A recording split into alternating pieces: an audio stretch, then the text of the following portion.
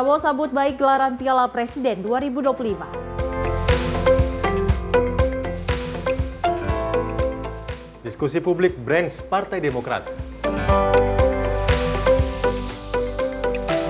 Cuaca ekstrim di Jakarta, hujan disertai angin kencang. Aksi bersih-bersih jalan di Kota Bogor. Bea Cukai sita 2,5 juta rokok ilegal.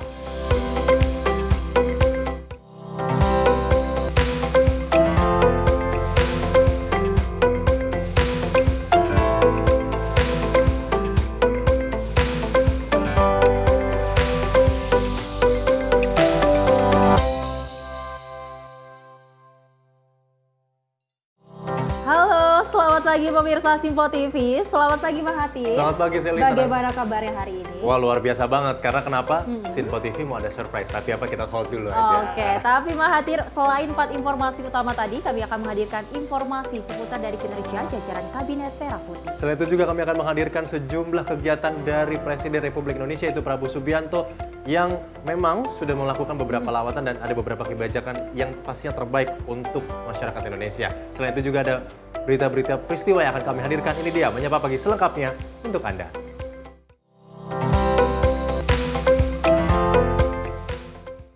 Ya pemirsa, informasi kita awali dengan Presiden Prabowo Subianto menyambut baik rencana gelaran Piala Presiden 2025 yang nantinya akan berjalan pada awal bulan Juli mendatang. Hal tersebut disampaikan Ketua Federasi Sepak Bola Indonesia, Erick Thohir, saat konferensi pers peluncuran Piala Presiden 2025 di Menara Dana Reksa, Jakarta Pusat.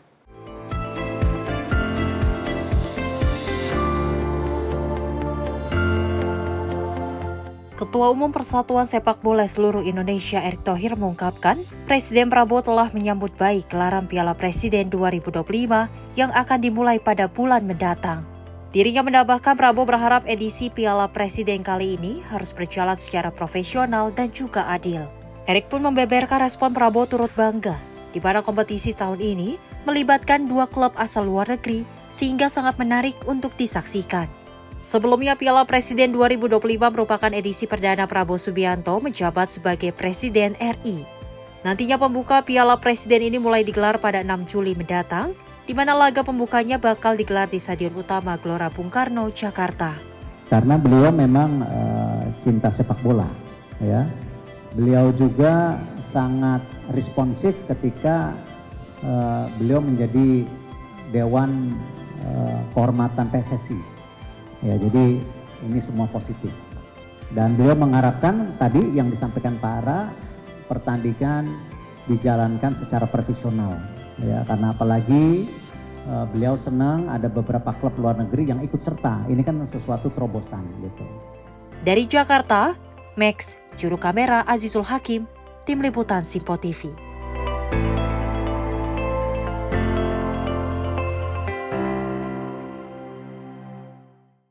Usai konferensi pers peluncuran Piala Presiden 2025, Ketua Umum PSSI beserta panitia pelaksana memastikan turnamen edisi ke-7 ini siap untuk digelar pada bulan depan. Dan format baru hingga bertambahnya total hadiah mencapai belasan miliar rupiah, ini akan disuguhkan di gelaran Piala Presiden tahun ini.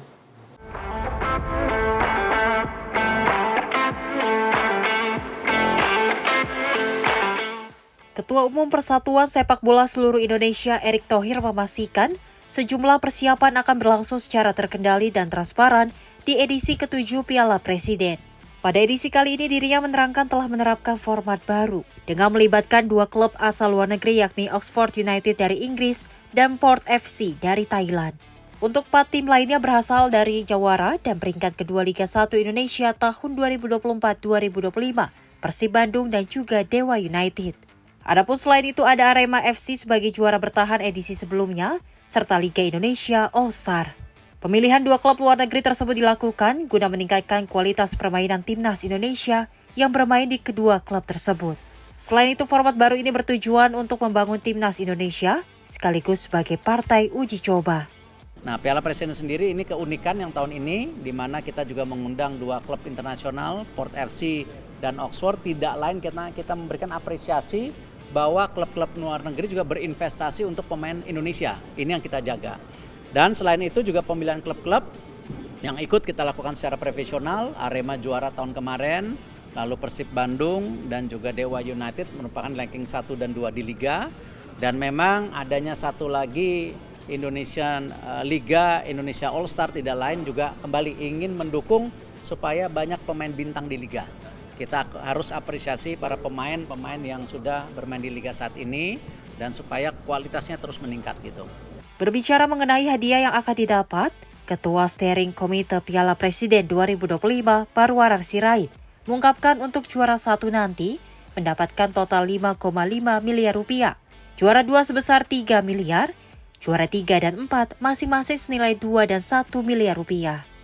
5,5 miliar juara 1, nanti kalau ada sponsor tambahan saya naikin lagi, izin ya.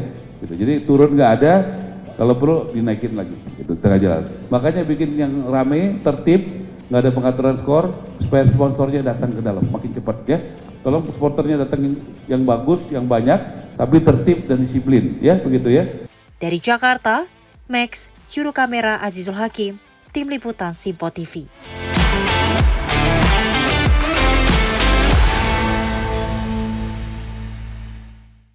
Selain itu, pemirsa, dari Panitia Pelaksana Piala Presiden 2025 ini menegaskan tidak akan menggunakan aliran dana hingga dukungan lembaga pemerintah untuk gelarannya. Hingga saat ini, 5 sponsor dari luar pemerintah dipastikan telah didapatkan dengan kisaran dana sebesar 5 miliar rupiah. Ketua Steering Komite Piala Presiden 2025, Marwarar Sirait, memastikan pelaksanaan gelaran Piala Presiden tahun ini tetap tidak menggunakan dukungan aliran dana dari lembaga pemerintah. Dirinya menambahkan, selama gelaran Piala Presiden mulai digelar, dana pemerintah tidak pernah dilibatkan, di mana sebagai bentuk memajukan industri olahraga tanah air tanpa menggunakan unsur pemerintah. Hingga saat ini, 5 miliar rupiah telah didapat melalui dukungan sponsor non-pemerintah dan akan terus bertambah seiring pelaksanaannya bakal digelar pada 5 Juli mendatang.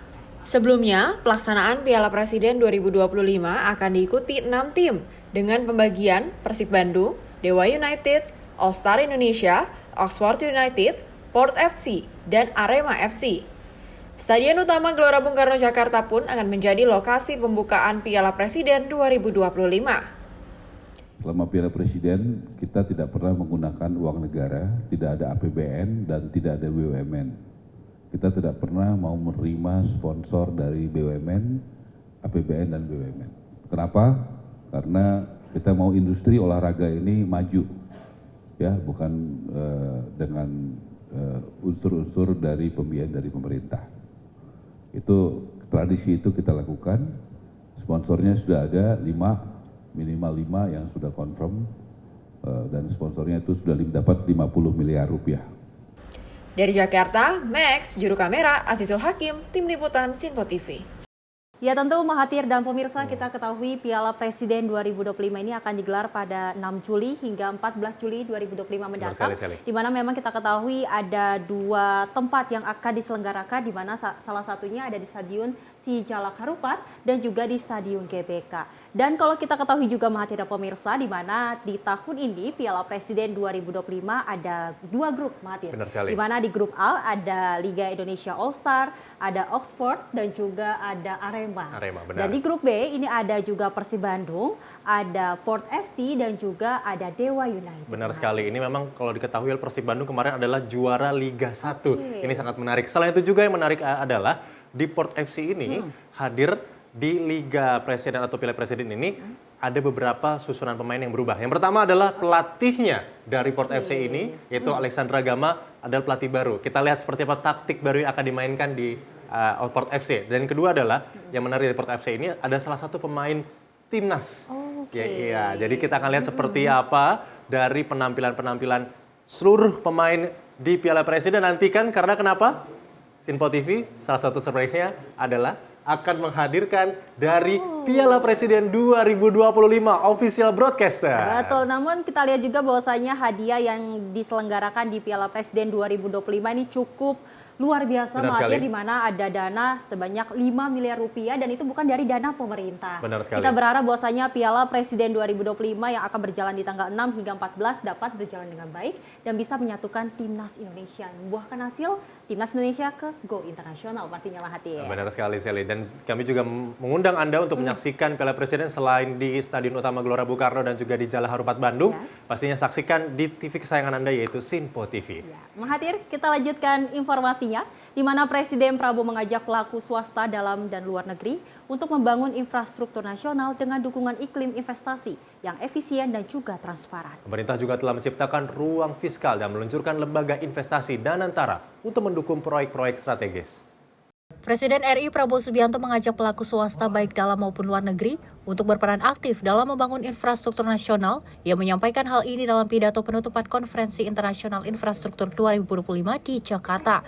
Dengan menekankan pentingnya iklim investasi yang efisien dan transparan, Presiden Prabowo mengakui bahwa sektor swasta memiliki keunggulan dalam hal efisiensi, teknologi, dan kecepatan pembangunan dibandingkan dengan BUMN yang dinilai sering boros dan bergantung pada penyertaan modal negara.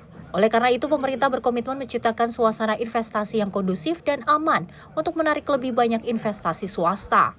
Saya juga tahu bahwa di bidang-bidang tertentu, terutama di bidang konstruksi pembangunan fisik, sektor swasta dan juga sektor swasta internasional sering lebih modern, lebih efisien, dan dapat mencapai prestasi tepat waktu dengan menghemat anggaran yang besar. Kalau kita undang kerjasama dengan swasta atau dengan asing, kita berani, pemerintah akan ikut berapa persen. Dan bukan minta saham kosong, tapi kita ikut serta dengan uang yang nyata, uang yang real. Saya kira itu akan memberi comfort kepada semua mitra-mitra dari luar negeri. Kita sekarang memiliki Danantara, Sovereign Wealth Fund, di mana Danantara siap ikut infrastruktur, ikut investasi pada proyek infrastruktur. Demikian saudara-saudara yang ingin saya sampaikan, kita berada di ambang transformasi besar. Selain itu, dengan efisiensi anggaran yang telah dilakukan sejak awal masa pemerintahan, pemerintah kini memiliki ruang fiskal yang cukup untuk pembangunan. Prabowo juga menyebutkan keberadaan Danantara, lembaga investasi milik negara sebagai dukungan tambahan dalam mendanai proyek infrastruktur strategis. Tim redaksi Sinpo TV melaporkan.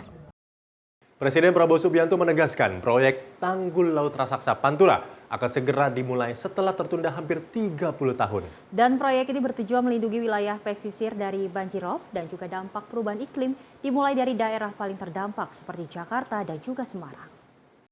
Presiden Republik Indonesia Prabowo Subianto menegaskan bahwa proyek Tanggul Laut Raksasa di pantai utara Jawa atau Giant Sea Wall Pantura bukan lagi sekedar wacana. Dalam penutupan Konferensi Internasional Infrastruktur di Jakarta Convention Center pada Rabu 12 Juni, ia menyatakan bahwa proyek ini akan segera dimulai setelah hampir 30 tahun hanya menjadi perencanaan. Tanggul laut sepanjang sekitar 500 km dari Banten hingga Gresik ini dirancang untuk melindungi masyarakat pesisir dari ancaman banjirop, penurunan muka tanah, dan kenaikan permukaan air laut akibat perubahan iklim. Proyek besar ini diperkirakan memakan biaya hingga 80 miliar US dollar dan waktu pengerjaan selama 15 hingga 20 tahun, dengan fokus awal pada wilayah paling terdampak seperti Jakarta dan Semarang. Saya ingin garis bawahi salah satu proyek infrastruktur yang sangat strategis, sangat vital bagi kita, merupakan suatu mega project, tapi harus kita laksanakan adalah Giant Sea Wall, Tanggul Laut Pantai Utara Jawa. Proyek ini berada dalam perencanaan Bappenas sejak tahun 95. Bayangkan, sejak tahun 95.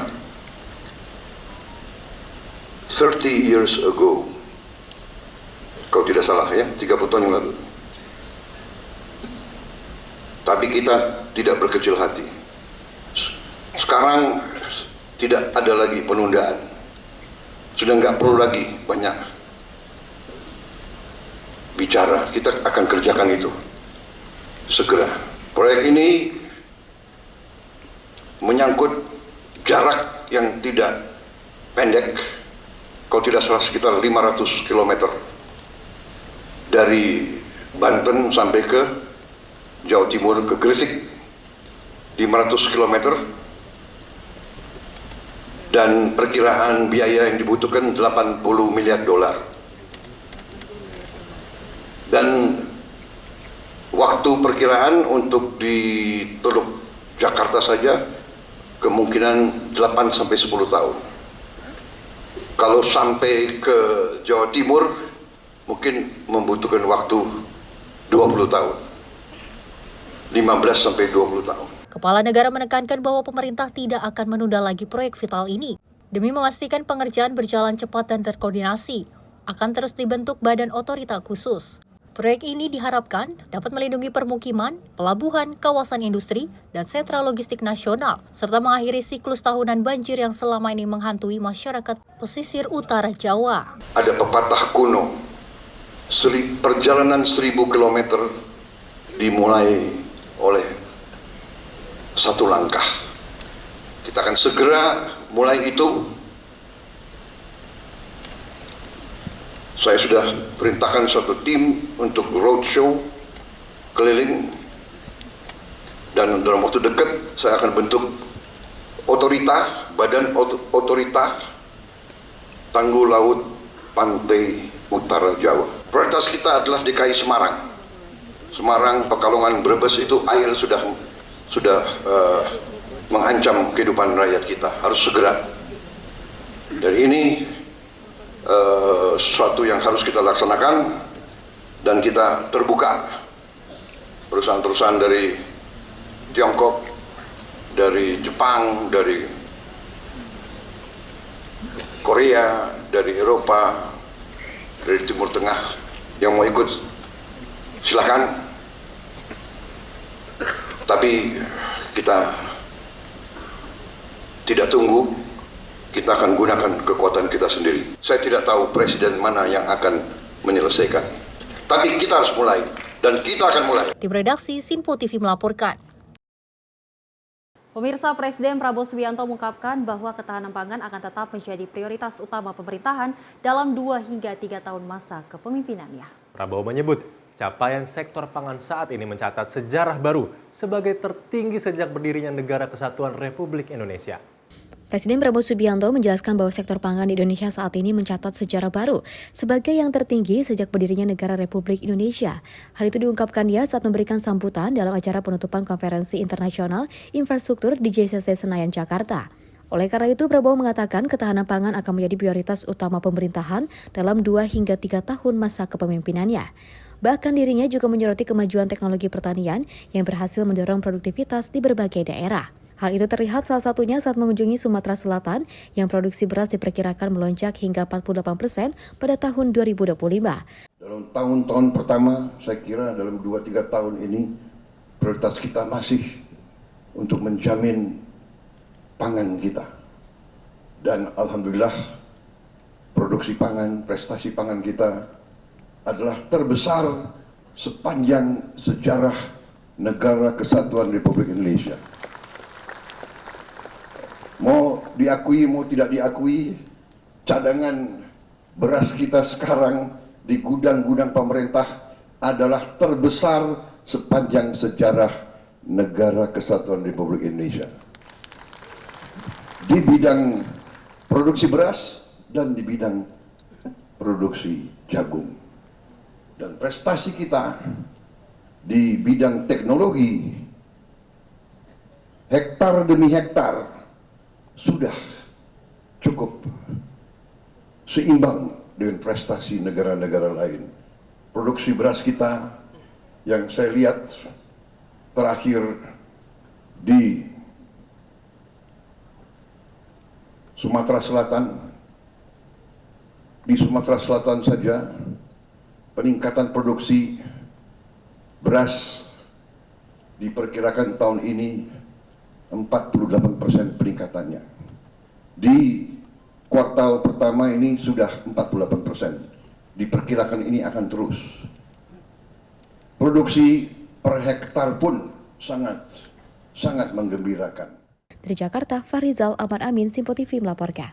Kementerian Perumahan dan Kawasan Pemukiman menyampaikan opsi tambahan untuk rumah subsidi dengan ukuran 18 meter persegi di kawasan perkotaan. Ukuran rumah subsidi yang minimalis tersebut dapat menjadi opsi tambahan bagi masyarakat, terutama kaum milenial, di tengah harga rumah yang cukup tinggi. Kementerian Perumahan dan Kawasan Permukiman berencana menambah opsi rumah bersubsidi dengan ukuran 18 meter persegi. Penambahan opsi rumah berukuran 18 meter persegi itu bukan untuk mengganti regulasi yang ada, melainkan sebagai opsi tambahan sekaligus respon pemerintah terhadap kebutuhan masyarakat yang menginginkan rumah subsidi di perkotaan dengan lokasi dekat perkantoran. Selain itu, skema desain rumah berukuran minimalis tersebut memungkinkan harga tetap terjangkau sesuai dengan kebutuhan dan kemampuan finansial masyarakat. Jadi ingat ya, janji saya tadi ada 105 ya. 105 segera bangun ya Pak Toto ya. Syukur-syukur bisa diterima menjadi rumah subsidi. Kalaupun tidak, jalan terus ya, gitu ya. Jalan terus. Jadi saya janji 10, nanti tolong dibentuk timnya ya. Pilih aja yang coba supaya dicatat nih. 10 yang udah siap bangun siapa? Pak Toto, Pak James, Pak Endang 3, Pak Sawali, Pak Daniel. Nah, udah 6 ya. Saya beliin satu-satu ya. Satu-satu nanti dikasih sama satu orang milenial, program milenial ya. Tolong ada wartawan milenial, ada guru, ada UMKM gitu ya, ada apa ya, supaya bagus. Ya kita buat gini loh, negara itu kan harus membuat bagus semua. Tadi kata Ibu Maria bagus, program yang lama ya Pak James jalan terus saja. Yang senang dengan 60 meter, tapi mungkin agak di pinggir, silakan jalan. Tapi kita masa nggak akomodir anak-anak kita, adik-adik kita yang milenial. Coba lihat sekarang hotel aja ada banyak hotel kapsul kan, yang kecil kan. Ya, masa negara tidak mengakomodir keinginan itu. Dari Jakarta, Sri Dewi Andayani, Rona Bayu, Simpo TV melaporkan. Kita beralih ke informasi lainnya pemirsa, di mana Komisi Nasional Hak Asasi Manusia menggelar konferensi pers terkait sikap Komnas HAM terhadap aktivitas pertambangan nikel di Raja Ampat, Papua. Situasi ini menjadi perhatian Komnas HAM karena berkaitan dengan pemenuhan hak asasi manusia terhadap pertambangan di Raja Ampat.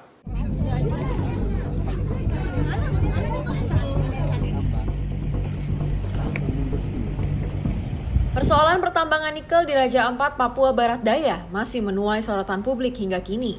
Ketua Komisi Nasional Hak Asasi Manusia, Anis Hidayah, menekankan bahwa pertambangan nikel di Raja Ampat berpotensi memicu konflik sumber daya alam.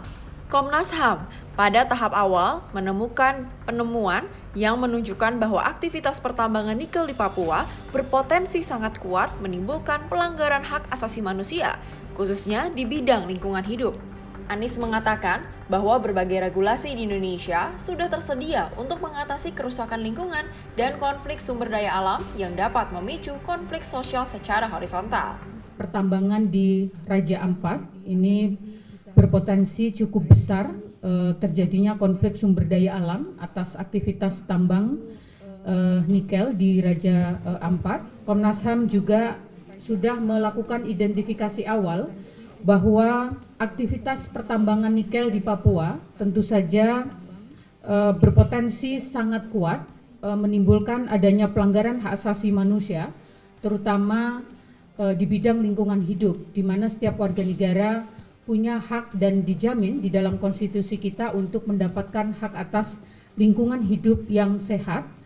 Dan berbagai regulasi di Indonesia juga sudah tersedia bagaimana kerusakan lingkungan yang luas dan potensi konflik sumber daya alam yang berpotensi menimbulkan konflik sosial secara horizontal, tentu itu menjadi perhatian yang serius dari Komnas HAM. Untuk itu tentu Komnas HAM dalam waktu dekat akan mengambil langkah-langkah terkait dengan pemantauan ke lokasi untuk mendapatkan informasi lebih lanjut. Dari Jakarta, Konita Putri, Rona Bayu, Simpo TV melaporkan.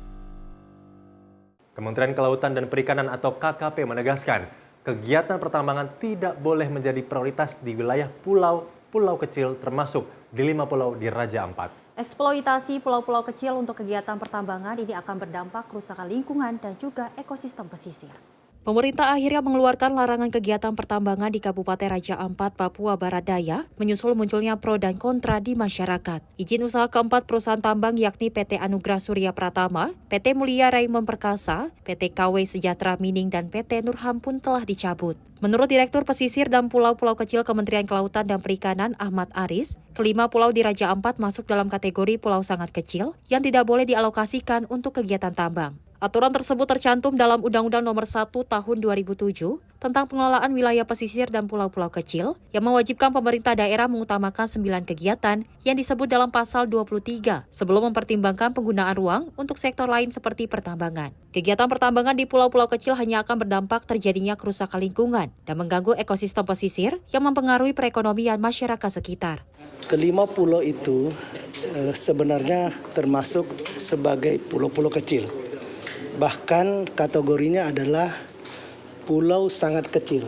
Karena di UNCLOS menyatakan bahwa pulau yang ukurannya di bawah 100 km persegi atau di bawah 10.000 hektar itu namanya tiny island, pulau sangat kecil.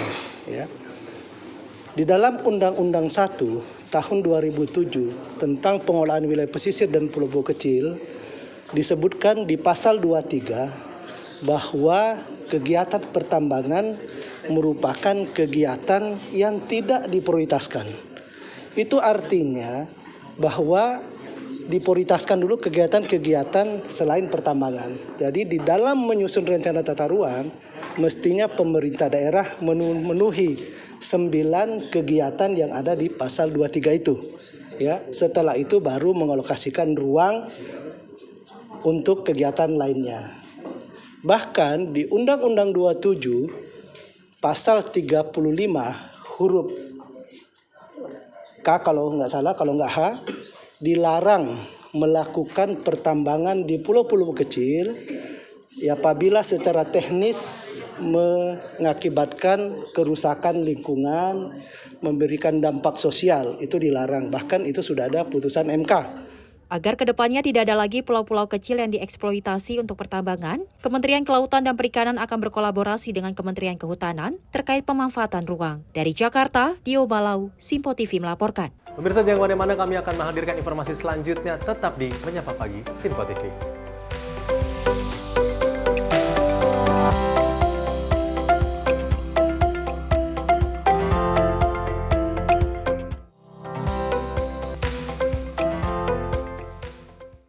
Halo pemirsa, kami kembali hadir dengan sejumlah informasi yang kami himpun dari berbagai penjuru dunia. Rangkaian informasi yang membuat akhir pekan Anda begitu bermakna. Sebuah kelompok di Afrika Selatan memberikan layanan pertunjukan film dengan tenaga surya. Berita yang menjadi sorotan media dari dalam dan luar negeri, kami hadirkan untuk menemani pekan Anda dalam Simpo Dunia Sepekan, Sabtu dan Minggu pukul 9 pagi, hanya di Simpo TV.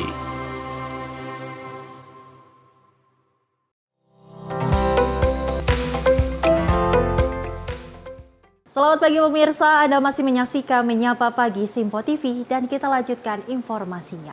Di mana Wakil Wali Kota Bogor Jenal Mutakin mengajak warga dan para pedagang untuk bersih-bersih jalan di kawasan Jalan MA Salumun, Kota Bogor, Jawa Barat. Langkah ini dilakukan sebagai bagian dari upaya menciptakan lingkungan Kota Bogor yang bersih dan tertib. Wakil Wali Kota Bogor Jenal Mutakin memimpin aksi bersih-bersih di kawasan Jalan MA Salumun, Kecamatan Bogor Tengah, Kota Bogor, Jawa Barat. Kegiatan ini melibatkan sejumlah dinas, organisasi masyarakat atau ormas, hingga para pedagang kaki lima yang biasa berjualan di sepanjang ruas jalan tersebut.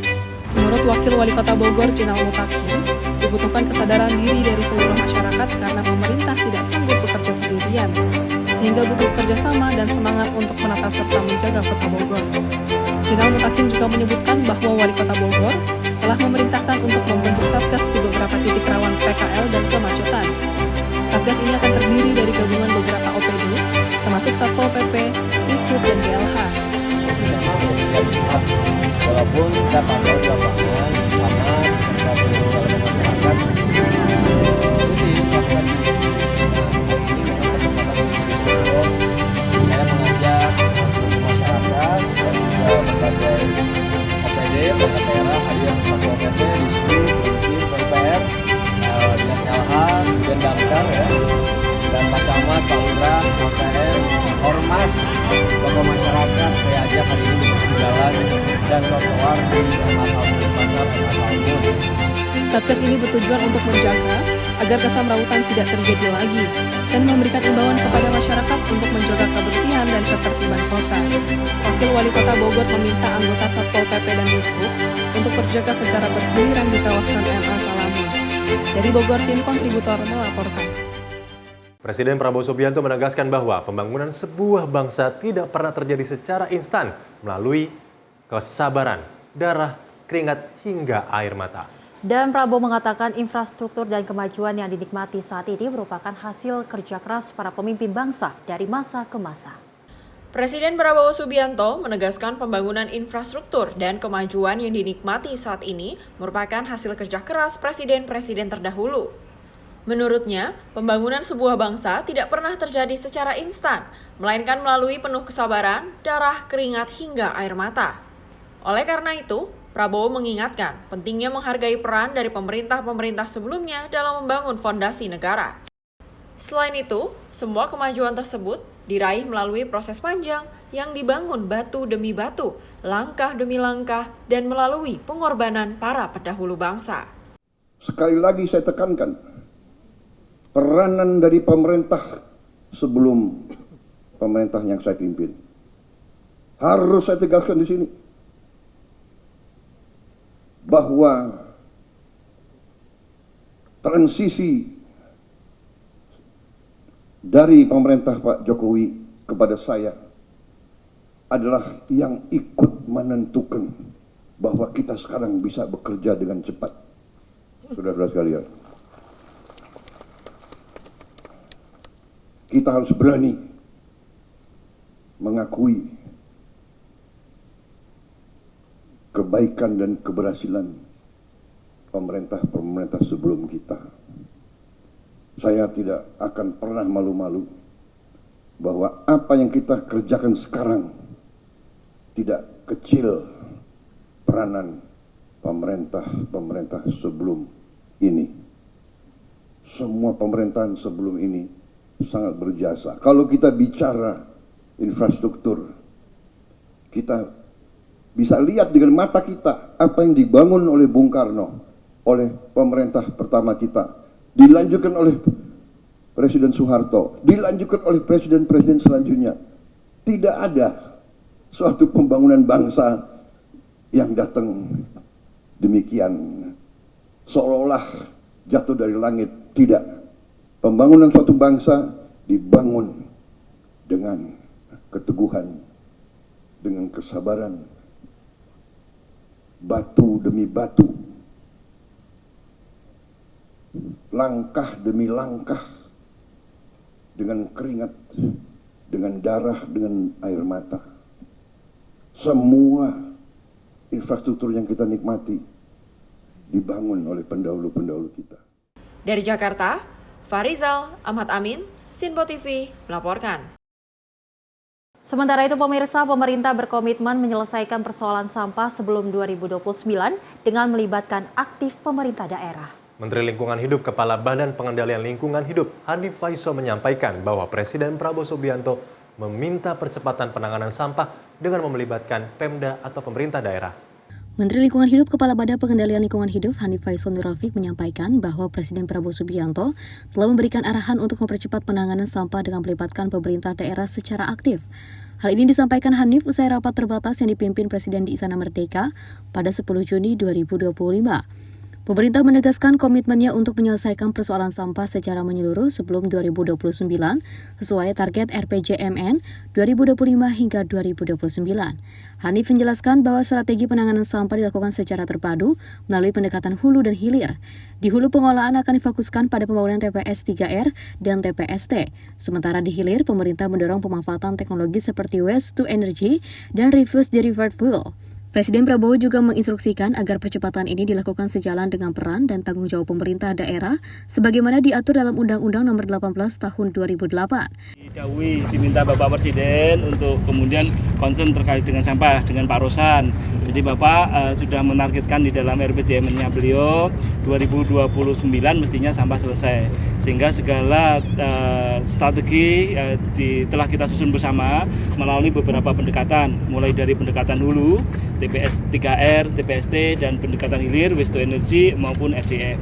Jadi ini sedang kita susun bersama-sama. Bapak Presiden minta dalam waktu segera kita berakselerasi dengan pemerintah daerah, karena tanggung jawab sampah ini sesuai dengan Undang-Undang Nomor 18 Tahun 2008 itu pemerintah daerah, sehingga nanti kami dengan Pak Mendagri akan bersama-sama sesuai arahan Bapak Presiden mengelit untuk kemudian diskusi langkah-langkah penyelesaian lebih lanjut. Menteri Dalam Negeri Tito Karnavian menambahkan bahwa Presiden sangat memperhatikan isu lingkungan, terutama masalah sampah yang sudah menjadi persoalan serius di banyak daerah. Pemerintah telah menetapkan 33 lokasi TPA sebagai prioritas konversi sampah menjadi energi. Akan digunakan mekanisme namanya waste to energy, merubah sampah menjadi energi. Nanti Danantara berperan di sana. Sementara 33 nanti kita hari Selasa rencana akan kita undang pada daerahnya. Kemudian ada juga pada daerah yang baru yang mungkin belum tahu. Nah, kemudian yang untuk yang mekanisme hulu tetap kita dorong yang melibatkan masyarakat sejak awal dalam rangka reduce, recycle, reuse, recycle. Sehingga ketika sudah di hulu ditangani, di tempat pembuangan airnya sudah berkurang. Sementara itu, Menteri Investasi Rosan Roslani menyatakan kesiapan Danantara untuk berinvestasi dalam proyek WTE dengan tetap mempertimbangkan kriteria tertentu dan melibatkan mitra strategis. Tim redaksi Simpo TV melaporkan. Seorang ibu rumah tangga warga Rangkas Bitung, Lebak, Banten mendatangi kantor pemadam kebakaran Lebak untuk meminta bantuan melepaskan anting miliknya. Dan pasalnya pemirsa, anting yang sudah dipakai sejak tahun 2013 tersebut semakin hari semakin membengkak dan sulit untuk dilepas. Seperti inilah proses pelepasan anting yang dilakukan petugas pemadam kebakaran Kabupaten Lebak kepada seorang ibu rumah tangga asal Rangkas Bitung, Lebak, Banten. Proses pelepasan dilakukan dengan ekstra hati-hati oleh petugas mengingat kondisi telinga si ibu sudah membengkak akibat anting yang telah menempel selama bertahun-tahun. Untuk mengurangi rasa sakit, petugas meneteskan air ke bagian anting yang menggunakan gunting kecil untuk memotongnya. Setelah sekitar 15 menit, usaha petugas damkar berhasil. Anting yang telah menempel selama 13 tahun itu akhirnya berhasil dilepaskan. Baik, tadi kita mendapatkan kunjungan dari warga masyarakat Kabupaten Lebak terkait permohonan bantuan antingnya susah dilepas. Menurut pelapor, anting tersebut sudah terpasang dari tahun 2013. Pada saat mau dibuka itu tidak bisa dibuka karena memang sudah lama. Akhirnya minta bantuan ke Damkar Kabupaten Lebak. Prosesnya tidak ada kesulitan ya, karena kita langsung potong antingnya, kita serahkan kembali karena itu emas ya, kita serahkan kembali ke pelapornya. Warga Rangkas Bitung. Tak hanya melepas anting, di hari yang sama petugas damkar juga membantu warga yang kehilangan kunci motornya yang jatuh ke dalam kolam di Balong Rancalenta, Rangkas Bitung. Dari Lebak, Banten, Firman Arif, Simpo TV melaporkan. Dan lagi-lagi damkar mati dan pemirsa, ini di mana selain bertugas memadamkan api dan penyelamatan manusia maupun hewan, kali ini petugas pemadam kebakaran di Kabupaten Lampung Selatan mendapat tugas unik, yakni memperbaiki genteng rumah warga yang sudah 1 tahun mengalami kebocoran. Merespon kesulitan masyarakat, Damkarmat Lampung Selatan mengerahkan timnya untuk melakukan proses tersebut. Kata yang disematkan oleh masyarakat, apa-apa damkar memang benar adanya. Kali ini petugas pemadam kebakaran di Kabupaten Lampung Selatan diminta memperbaiki genteng atau karpus rumah milik Sutiem, warga desa Tanjung Agung, Kecamatan Katibung, Lampung Selatan. Menurut pemilik rumah, genteng sudah 1 tahun mengalami kebocoran dan sampai saat ini belum juga diperbaiki lantaran terbentur biaya. Ibu rumah tangga ini berinisiatif meminta pertolongan petugas damkar. Mengetahui hal tersebut, 2 petugas dikerahkan ke lokasi. Kemudian petugas dengan hati-hati naik ke atap rumah menggunakan alat seadanya. Butuh waktu 2 jam barulah petugas berhasil memperbaiki kerusakan tersebut. Perbaiki karpus rumah saya yang kena hujan, kena badai, kena angin. Sudah berbulan-bulan ini Pak, saya mau memperbaiki, tidak ada biaya. Saya komunikasi dengan Pak Damkar, alhamdulillah langsung direspon Pak. Saya komunikasi, saya telepon, sehari langsung direspon, alhamdulillah. Kepala Bidang Penyelamatan Ruli Fikriansyah membenarkan adanya warga yang meminta pertolongan memperbaiki genteng yang sudah lama bocor. Ia menyampaikan pihaknya selalu terbuka bagi masyarakat yang meminta pertolongan. Dia melaporkan bahwa karpet garpus rumahnya tertiup angin sehingga ketika hujan dia mengalami kebocoran. Berdasarkan laporan tersebut, kita meluncur ke lokasi untuk memperbaiki karpet garpus yang ada di rumahnya tersebut. Dari Lampung Selatan, kontributor Simpo TV melaporkan. Ya pemirsa, kami akan hadir sesaat lagi dengan informasi lainnya, tetap di Menyapa Pagi Simpo TV.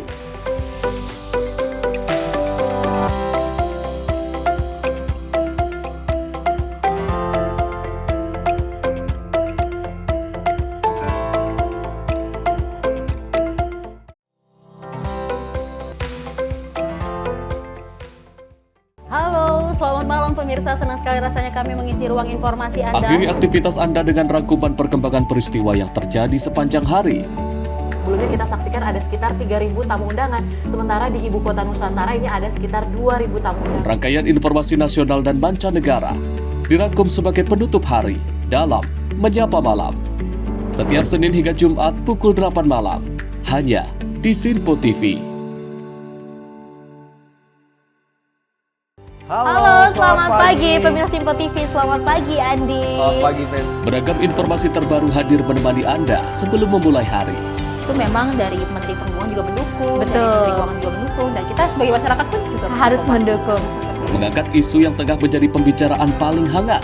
Semarakan pagi Anda bersama Menyapa Pagi.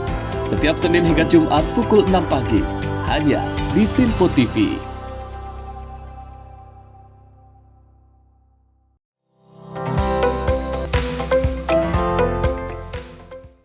Terima kasih pemirsa, Anda masih menyaksikan Menyapa Pagi Simpo TV, dan kita lanjutkan informasinya, di mana dalam upaya merumuskan strategi ekonomi nasional yang lebih adaptif dan juga progresif, Badan Riset dan juga Inovasi Strategis atau BRAINS Partai Demokrat menggelar diskusi publik bertajuk Transformasi Ekonomi Indonesia. Badan Riset dan Inovasi Strategis Partai Demokrat menyoroti keberhasilan Cina sebagai studi kooperatif.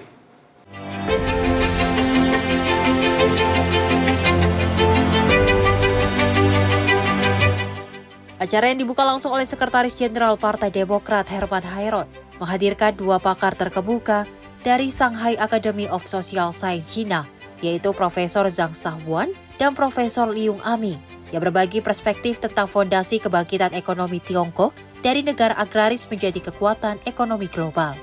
Ditemui usai acara, Sekjen Partai Demokrat Herman Hairon mengungkapkan banyak isu yang terkait dengan Trump 2.0, yakni kebijakan dari Presiden Amerika Serikat yang menaikkan bea masuk ke negara tersebut. Dengan hal tersebut, berbagai reaksi dari negara-negara di dunia termasuk di Indonesia terjadi.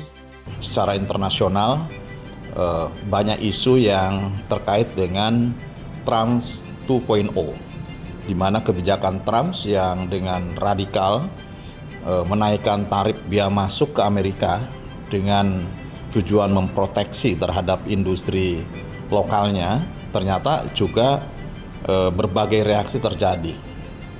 Dan di minggu lalu sebetulnya sudah dibahas oleh BRAINS terkait dengan bagaimana strategi Indonesia untuk mengantisipasi seperti ini, situasi seperti ini, karena juga pada akhirnya nanti 3 bulan ke depan, karena 90 hari pending matters, maka ini yang harus direspon, apa langkah yang harus dilakukan oleh Indonesia. Nah, oleh karena itu saya kira ini nyambung. Kebetulan ada Profesor Zhang dan Profesor Liu dari China yang datang ke Indonesia juga memberikan pencerahan terkait dengan strategi Cina. Kita tahu bahwa ketika Cina mendapatkan ancaman tarif dari Amerika, ya melakukan perlawanan. Melakukan perlawanan itu tentu dengan perhitungan-perhitungan tertentu. Tadi disampaikan bahwa penguatan entitas bisnis. Lebih lanjut, Herman mengatakan kedatangan dari Prof. Zhang dapat memberikan pencerahan dengan strategi yang digulirkan Tiongkok. Dari Jakarta, Tio Malau, Dava Rizkiano, Simpo TV melaporkan.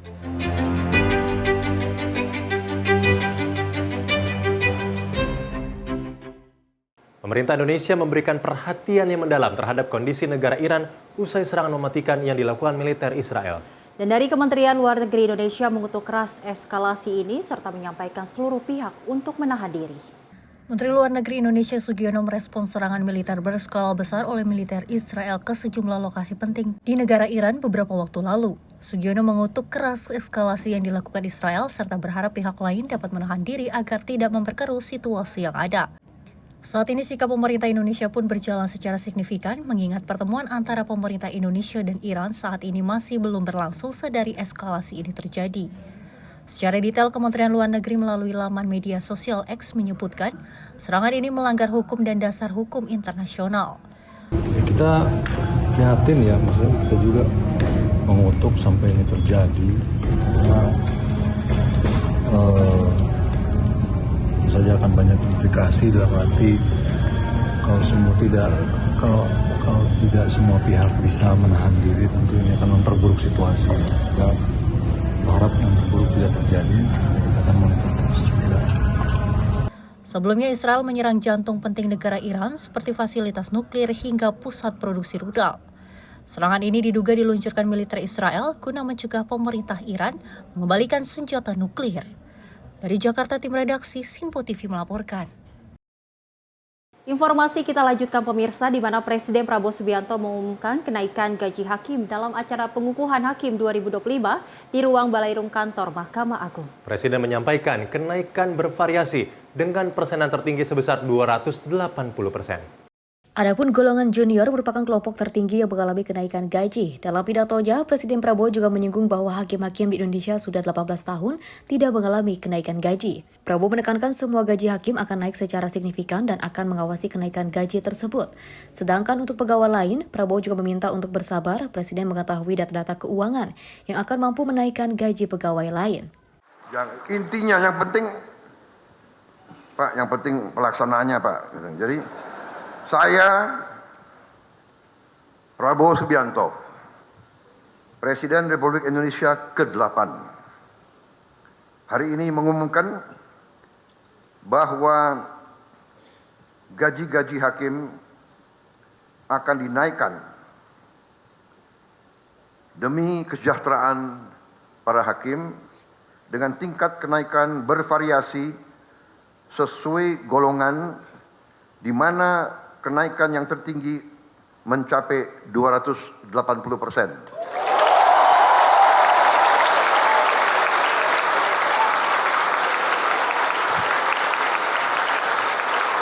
Dan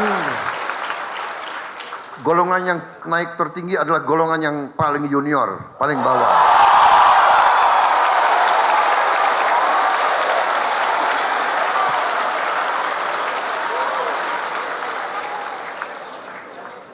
Tapi semua hakim akan naik secara signifikan, ya, secara signifikan.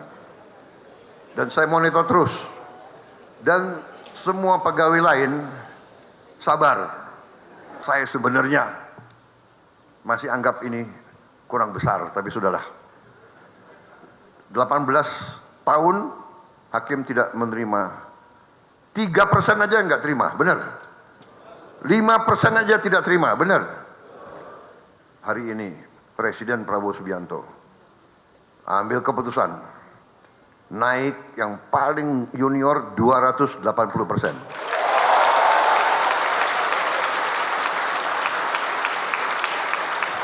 Dan itu tidak memanjakan. Itu tidak memanjakan.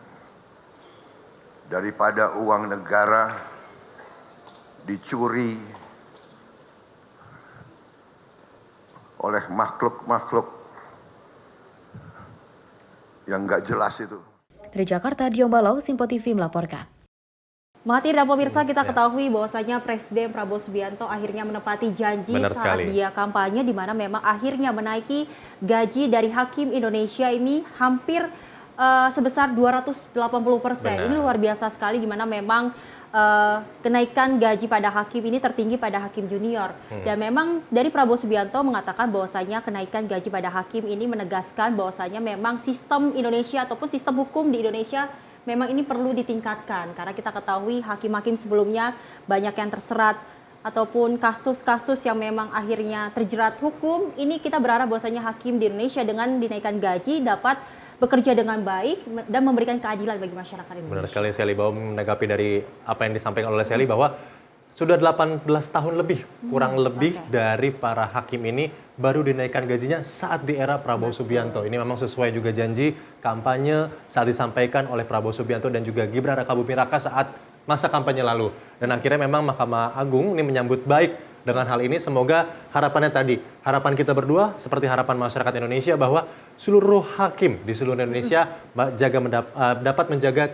kredibilitasnya, keadilannya, sehingga tidak ada lagi hakim-hakim yang dapat disogok atau tersandung kasus suap penyuap. Betul. Dan Mahathir, kita lanjutkan informasinya, di mana Menteri Koordinator Bidang Politik Hukum dan Keamanan atau Menko Polhukam Budi Gunawan ini melakukan pemusnahan barang bukti narkotika jenis sabu di Batam pada Kamis 12 Juni 2025. Barang bukti yang dimusnahkan berasal dari kapal Sea Dragon Tarawa yang berlayar dari perairan Thailand menuju Indonesia.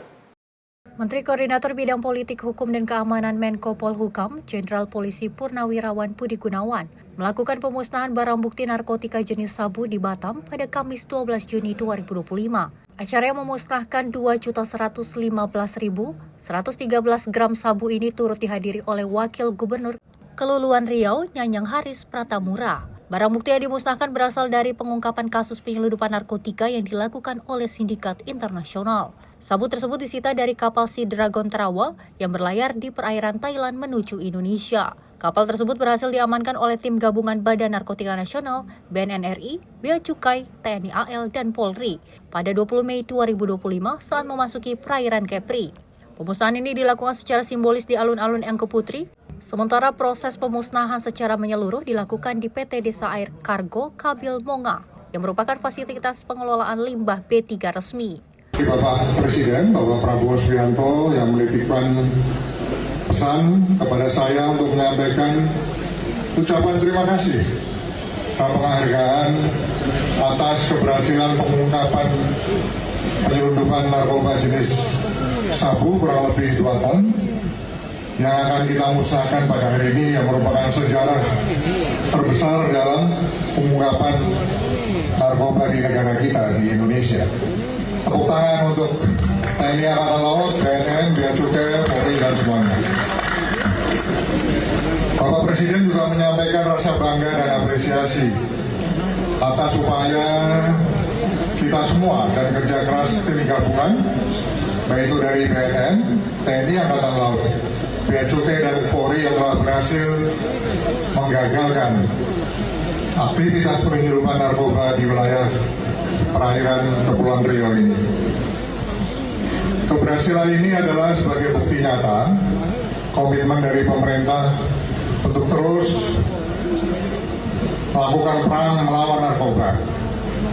Oleh karenanya, saya atas nama pemerintah juga menyampaikan terima kasih kepada seluruh masyarakat yang hadir untuk memberikan dukungan pada hari ini dan berkomitmen untuk menolak ancaman narkoba yang semakin masif ke generasi penerus kita. Berdasarkan perhitungan dari BNN, pegagalan peredaran narkotika ini berpotensi menyelamatkan sekitar 8 juta masyarakat Indonesia.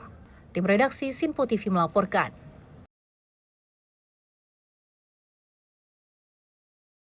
Seorang pria berinisial DS berusia 30 tahun ditangkap unit perlindungan perempuan dan anak Polresta Serang Kota. Dan pelaku diduga memperkosa seorang istri orang dengan modus membersihkan aura kotor pada tubuh korban.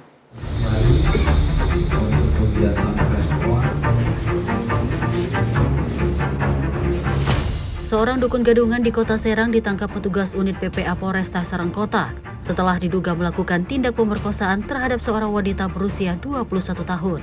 Modusnya, pelaku mengaku sebagai orang pintar yang meyakinkan korban memiliki aura kotor yang harus dibersihkan lewat ritual. Kasus tersebut bermula saat korban dan suaminya bertemu dengan DAS yang mengaku dukun. Pelaku kemudian menyarankan ritual pembersihan aura agar kehidupan ekonomi korban membaik.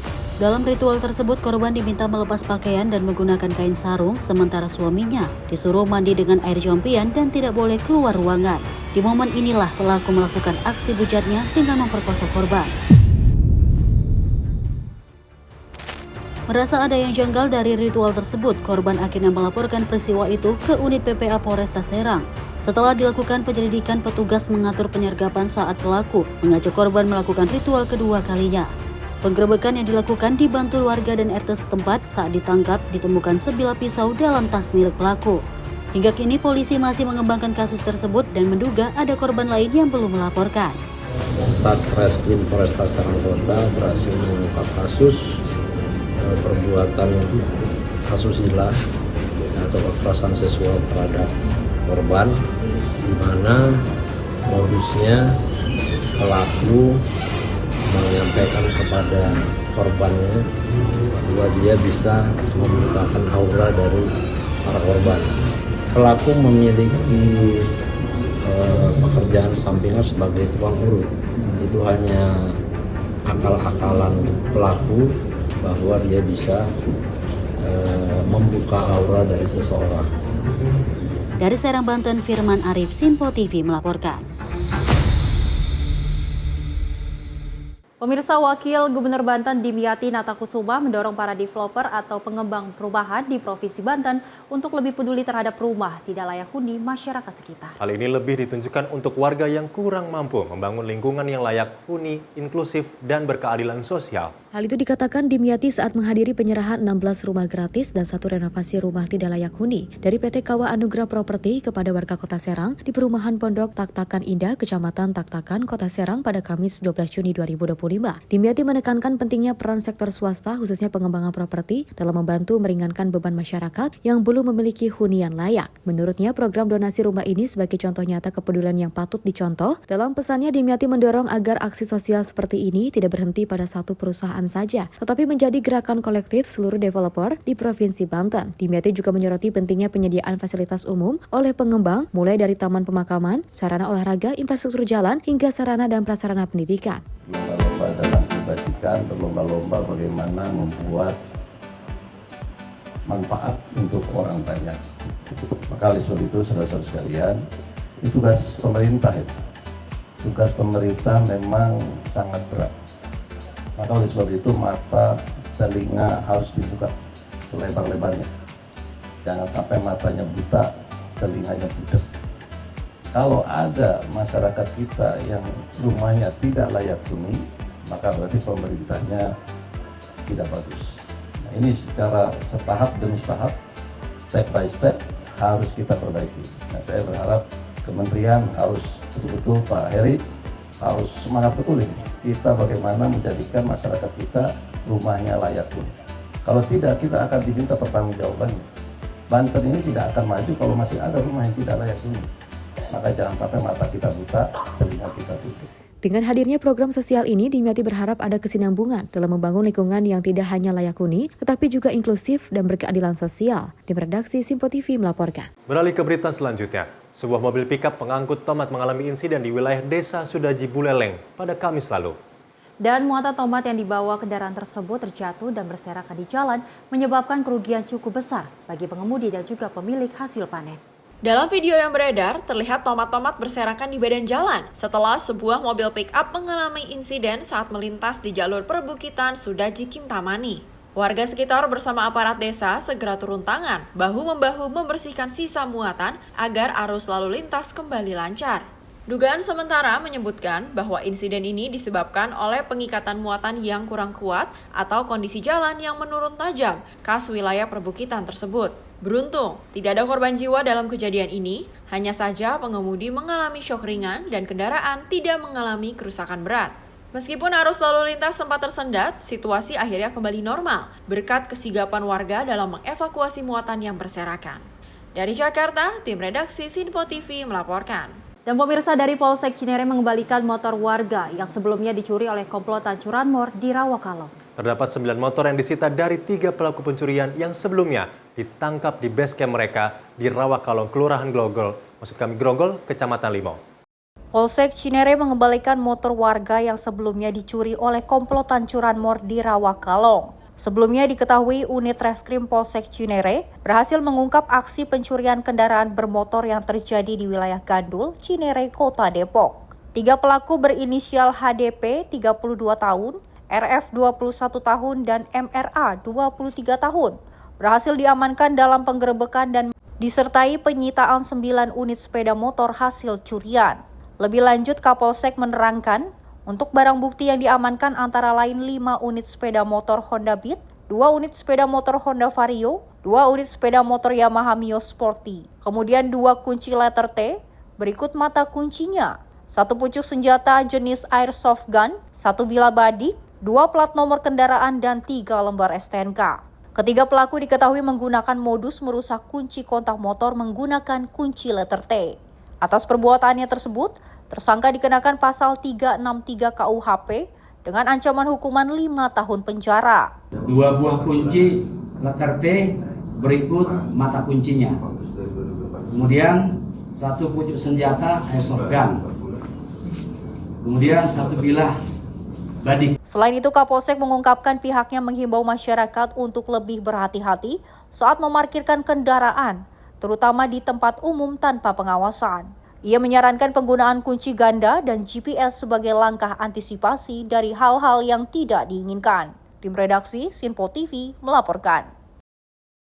Seluruh pegawai di lingkungan Kementerian Koperasi menandatangani Fakta Integritas Anti Korupsi. Hal ini sebagai wujud komitmen dalam menyukseskan program Koperasi Desa Kelurahan Merah Putih. Dalam memberikan arahan kepada pegawai Kemenkop, dengan tema integritas dan komitmen bersama, Kementerian Koperasi membangun Kopdes Keluarga Merah Putih berkelanjutan.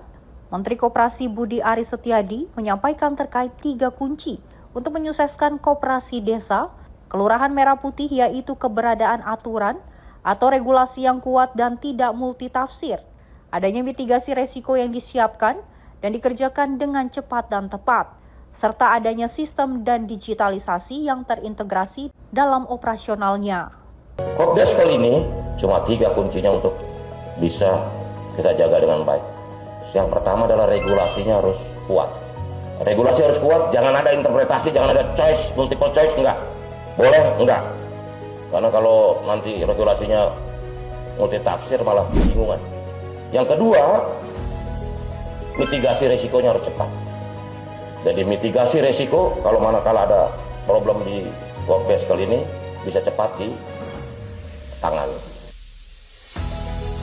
Nah, yang terakhir, yang ketiga adalah sistem dan digitalisasinya harus baik dan bisa mengintegrasikan semua Kopdes Kelurahan Merah Putih seluruh Indonesia.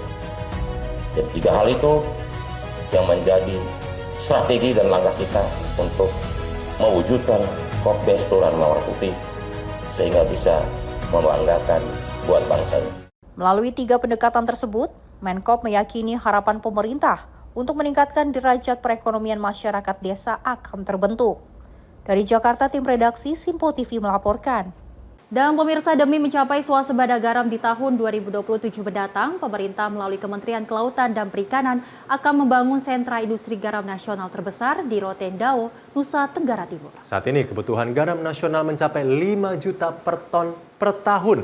Diperkirakan akan terus meningkat sekitar 2% per tahun mulai 2027 hingga 2029. Pemerintah terus berusaha mencapai kemandirian nasional di sektor pangan, energi, dan industri agar tidak terus bergantung pada produk impor. Swasembada garam nasional merupakan salah satu upaya yang akan dilakukan pemerintah dalam waktu dekat dengan target yang telah ditentukan tahun 2027 mendatang. Melalui Kementerian Kelautan dan Perikanan, pemerintah akan membangun sentra industri garam nasional terbesar di Rotendao, Nusa Tenggara Timur. Sentra industri garam nasional akan dibangun di atas tanah seluas 10 hingga 13 hektar. Direktur Jenderal Pengolahan Kelautan KKP Agoswara menyebut kebutuhan garam nasional saat ini mencapai 5 juta ton per tahun dan diperkirakan akan terus meningkat sekitar 2% per tahun mulai 2027 hingga 2029.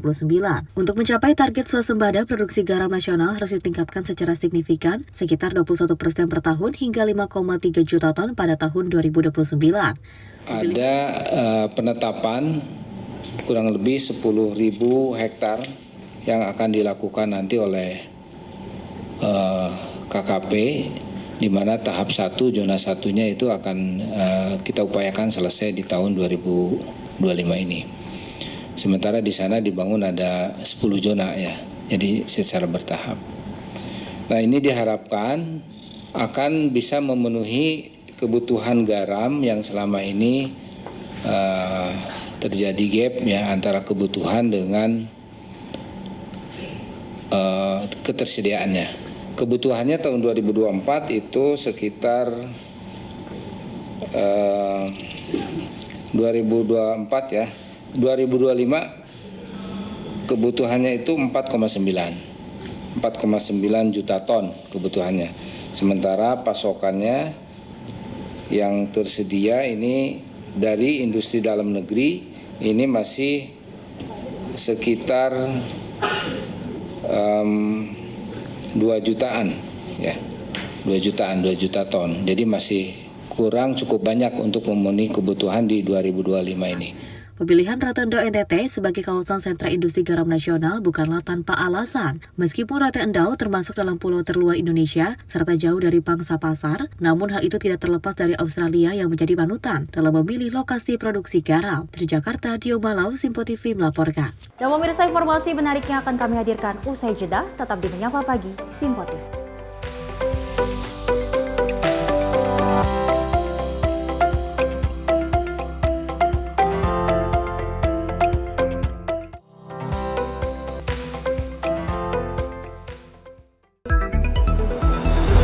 Jadilah yang pertama mengetahui perkembangan terkini seputar informasi dari lembaga parlemen. Punya data nasional, tidak ada satupun backup berarti kan? Tiba-tiba ada putusan yang nggak masuk akal dan seperti ini gitu. Kita biarkan rekomendasi kepada KPK, periksa! Kami hadirkan informasi paling akurat untuk mengawal setiap informasi dalam rapat komisi dan paripurna. Tentunya bersama saya Andi Rezaldi yang telah kami rangkum dalam program Simpo Parlemen. Saya Arif Rifani. Saksikan Simpo Parlemen setiap Sabtu pukul 6 pagi hanya di Simpo TV. Pemirsa, Simpo TV kembali hadir menemani Anda dengan berbagai informasi yang telah kami rangkum dalam sepekan. Sajian lengkap informasi sepekan kami hadirkan untuk Anda. Badan Legislasi DPR menemui masa unjuk rasa di depan gedung DPR RI Senayan, Jakarta. Menemani akhir pekan Anda bersama keluarga dengan rangkuman berita menyeluruh dalam Simpo Sepekan setiap minggu pukul 6 pagi hanya di Simpo TV.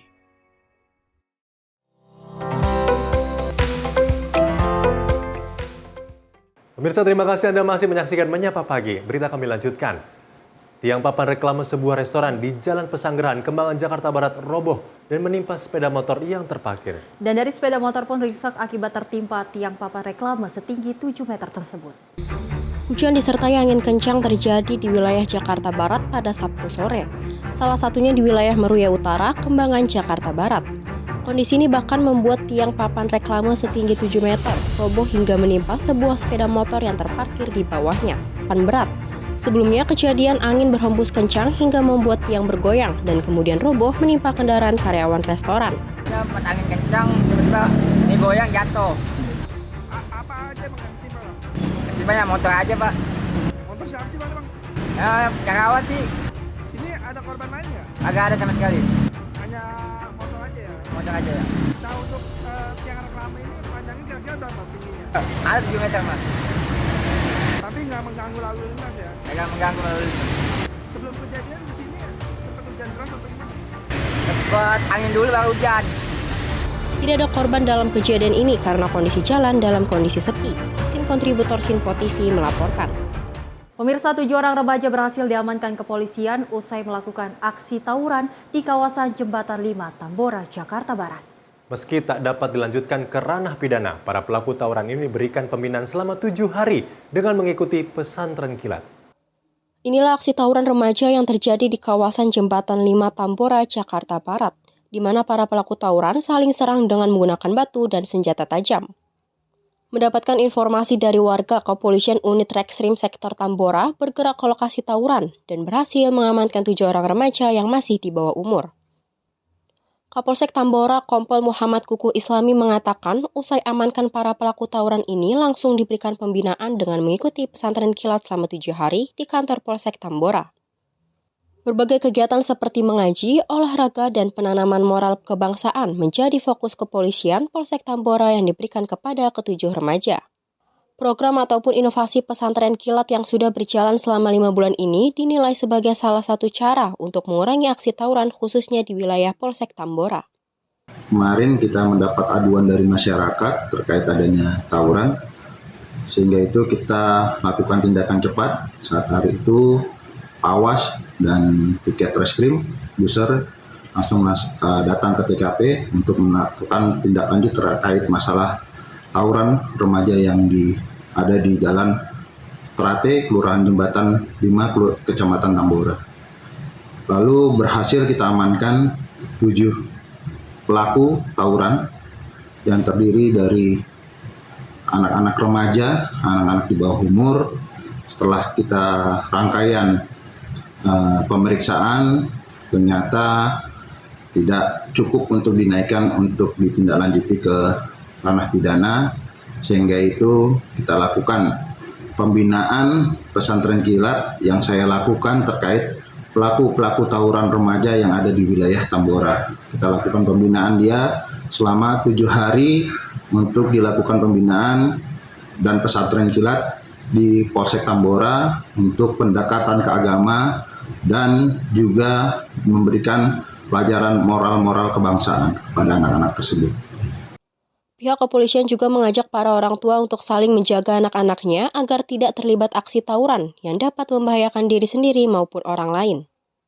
Dari Jakarta, tim kontributor Sinpo TV melaporkan. Dalam rangka memperingati Hari Darah Sedunia, Palang Merah Indonesia, Provinsi DKI Jakarta menggelar donor darah di gedung pemerintah Kota Administrasi Jakarta Barat. Dan sebanyak 300 warga Jakarta Barat mengikuti kegiatan donor darah tersebut. Bertempat di gedung pemerintah Kota Administrasi Jakarta Barat, PMI Pemprov DKI Jakarta menggelar kegiatan donor darah di rangkaian Hari Peringatan Hari Darah Sedunia. Kegiatan ini dihadiri langsung Ketua Umum Pusat PMI Yusuf Kala dan Ketua Umum PMI DKI Jakarta Rustam Effendi dan jajarannya. Selain itu, guna mengapresiasi para pendonor, Ketua Umum PMI Pusat memberikan langsung piagam penghargaan bagi sejumlah kandidat terpilih yang telah rutin mendonorkan darah mereka untuk misi kemanusiaan. Johan salah satunya, meski tak lagi di usia muda, dirinya terpilih mendapatkan penghargaan tersebut karena rutin mendonorkan darahnya guna mencukupi ketersediaan stok kantong darah Palang Merah Indonesia. Selain untuk menolong antar sesama yang membutuhkan transfusi darah, donor darah rutin tersebut ia lakukan demi menjaga kesehatan. Sebelum mendonorkan darahnya, para pendonor ini terlebih dahulu diperiksa kesehatannya oleh tim Palang Merah Indonesia Provinsi DKI Jakarta. Aksi sosial donor darah ini diikuti 300 peserta. Persisnya itu saya nggak ini ya, tapi antara 84-an 83. Waktu itu saya ada saudara yang berdarah karena mau melahirkan, ya masih di waktu itu begitu di pertamanya. Maka akhirnya saya berlanjut sampai sekarang 146. Ya saya udah dapat piagam tuh dari 50, 75, 100, sekarang 125. Ya. Alhamdulillah saya terutama bisa nolong sesama lah ya. Kita masih usia kayak begini masih bisa pelan-pelan bisa menolong sesama manusia sebagai darah yang kita katanya kalau kita sekali donor whole blood itu bisa sampai untuk 3 orang keperluannya kata PMI. Kita sengaja menghadirkan para stakeholder yang berkaitan dengan donor darah. Apa itu? Para pendonor, kemudian juga lembaga-lembaga, instansi ataupun organisasi yang mensponsori kegiatan donor darah yang sedang masalah. Kemudian kita hadirkan juga rumah sakit yang selama ini kita suplai darahnya untuk diberikan kepada masyarakat. Selain itu, pihak penyelenggara juga menyediakan dopres yang diperuntukkan bagi para pendonor dengan maksud untuk memotivasi para pendonor agar tidak takut mendonorkan darahnya selama mengedepankan protokol kesehatan. Dari Jakarta, tim kontributor Sinpo TV melaporkan. Sementara itu, pemirsa, dari Kapolri Jenderal Listio Sigit Prabowo ini melakukan pelepasan para buruh yang terdampak pemutusan hubungan kerja atau PHK. Ada 700 buruh yang dilepas agar bisa kembali bekerja di tempat yang baru. Dalam acara pelepasan buruh, turut hadir Presiden Konfederasi Serikat Pekerja Seluruh Indonesia, Andi Gani Nenawes, serta Presiden Konfederasi Serikat Pekerja Indonesia, Said Iqbal. Pelepasan ratusan buruh ini merupakan tindak lanjuti arahan Presiden Prabowo Subianto. Kapolri Jenderal Listio Sigit mengatakan, total ada 700 buruh yang diberangkatkan ke tempat kerja baru di PT Indonesia Dreamer Sport dan PT Tasung Hung. Kapolri juga menyampaikan bahwa adanya 35.000 peluang kerja baru dari PT Tasung Hung 20.000 dan PT Indonesia Dreamer Sport 15.000. Terbukanya lapangan kerja ini menjadi kabar baik bagi para calon pekerja. Kolaborasi ini diharapkan tidak hanya memberikan kesempatan bagi para calon pekerja untuk memilih perusahaan yang sesuai, tetapi juga berkontribusi pada pertumbuhan ekonomi. Lapangan pekerjaan yang baru, dan alhamdulillah hari ini secara bertahap kita berangkatkan 700 dan mungkin ke depan nanti akan ada kurang lebih 1.000 lagi secara bertahap, dan mereka akan kita dorong untuk bekerja di perusahaan yang memang menjadi pilihan mereka, yaitu di Tangsung Hong dan PT Indo Dreamer, di mana tentunya ini menjadi kabar yang baik bagi kita di tengah dinamika global yang ada. Pertumbuhan ekonomi khususnya industri padat karya di wilayah Brebes dan di wilayah Cirebon saat ini terus membuka ruang tenaga kerja. Dari Tangsung Hong ada 20.000, kemudian Indo Dreamer Sport ada kurang lebih 15.000, dan ini tentunya menjadi kabar yang baik untuk rekan-rekan khususnya yang memiliki pekerjaan yang hampir mirip, dan itu karena juga perusahaan padat karya, dan harapan kita kolaborasi ini terus bisa. Dari Jakarta, Konita Putri, Ronda Bayu, Simpo TV melaporkan. Presiden Prabowo Subianto menyatakan tidak ada bangsa yang waras yang menghendaki perang, namun dirinya juga menegaskan pentingnya menjaga kekuatan dan pertahanan sebagai kunci mempertahankan kemerdekaan dan mencegah kehancuran bangsa. Dan pernyataan itu pemirsa disampaikan ini saat membuka Indo Defense Expo and Forum 2025 di Jakarta, yang juga menyoroti ancaman bila negara lalai terhadap pertahanannya. Presiden Prabowo Subianto menyatakan tidak ada bangsa yang waras yang menghendaki perang karena perang hanya akan menimbulkan kehancuran. Kendati demikian, Prabowo Subianto menekankan pentingnya menjaga pertahanan negara sebagai jaminan bagi kemerdekaan dan kesejahteraan rakyat. Ia mengingatkan bahwa bangsa Indonesia pernah mengalami masa penjajahan, di mana rakyat, budaya, dan politik nasional dihancurkan serta dikuasai oleh bangsa lain. Prabowo menyampaikan bahwa sejarah telah mengajarkan betapa pentingnya kekuatan pertahanan. Menurutnya, sejak awal bangsa Indonesia dikenal sebagai bangsa yang mencintai perdamaian, namun memiliki kecintaan yang lebih besar terhadap kemerdekaan. Ia menilai bahwa prinsip tersebut harus terus dijaga agar Indonesia tidak kembali mengalami masa kelam seperti di masa penjajahan. Hal ini disampaikan Presiden Prabowo saat membuka Indo Defense Expo dan Forum di Jakarta International Expo pada Rabu 11 Juni 2025. Tidak ada bangsa yang waras yang menghendaki perang.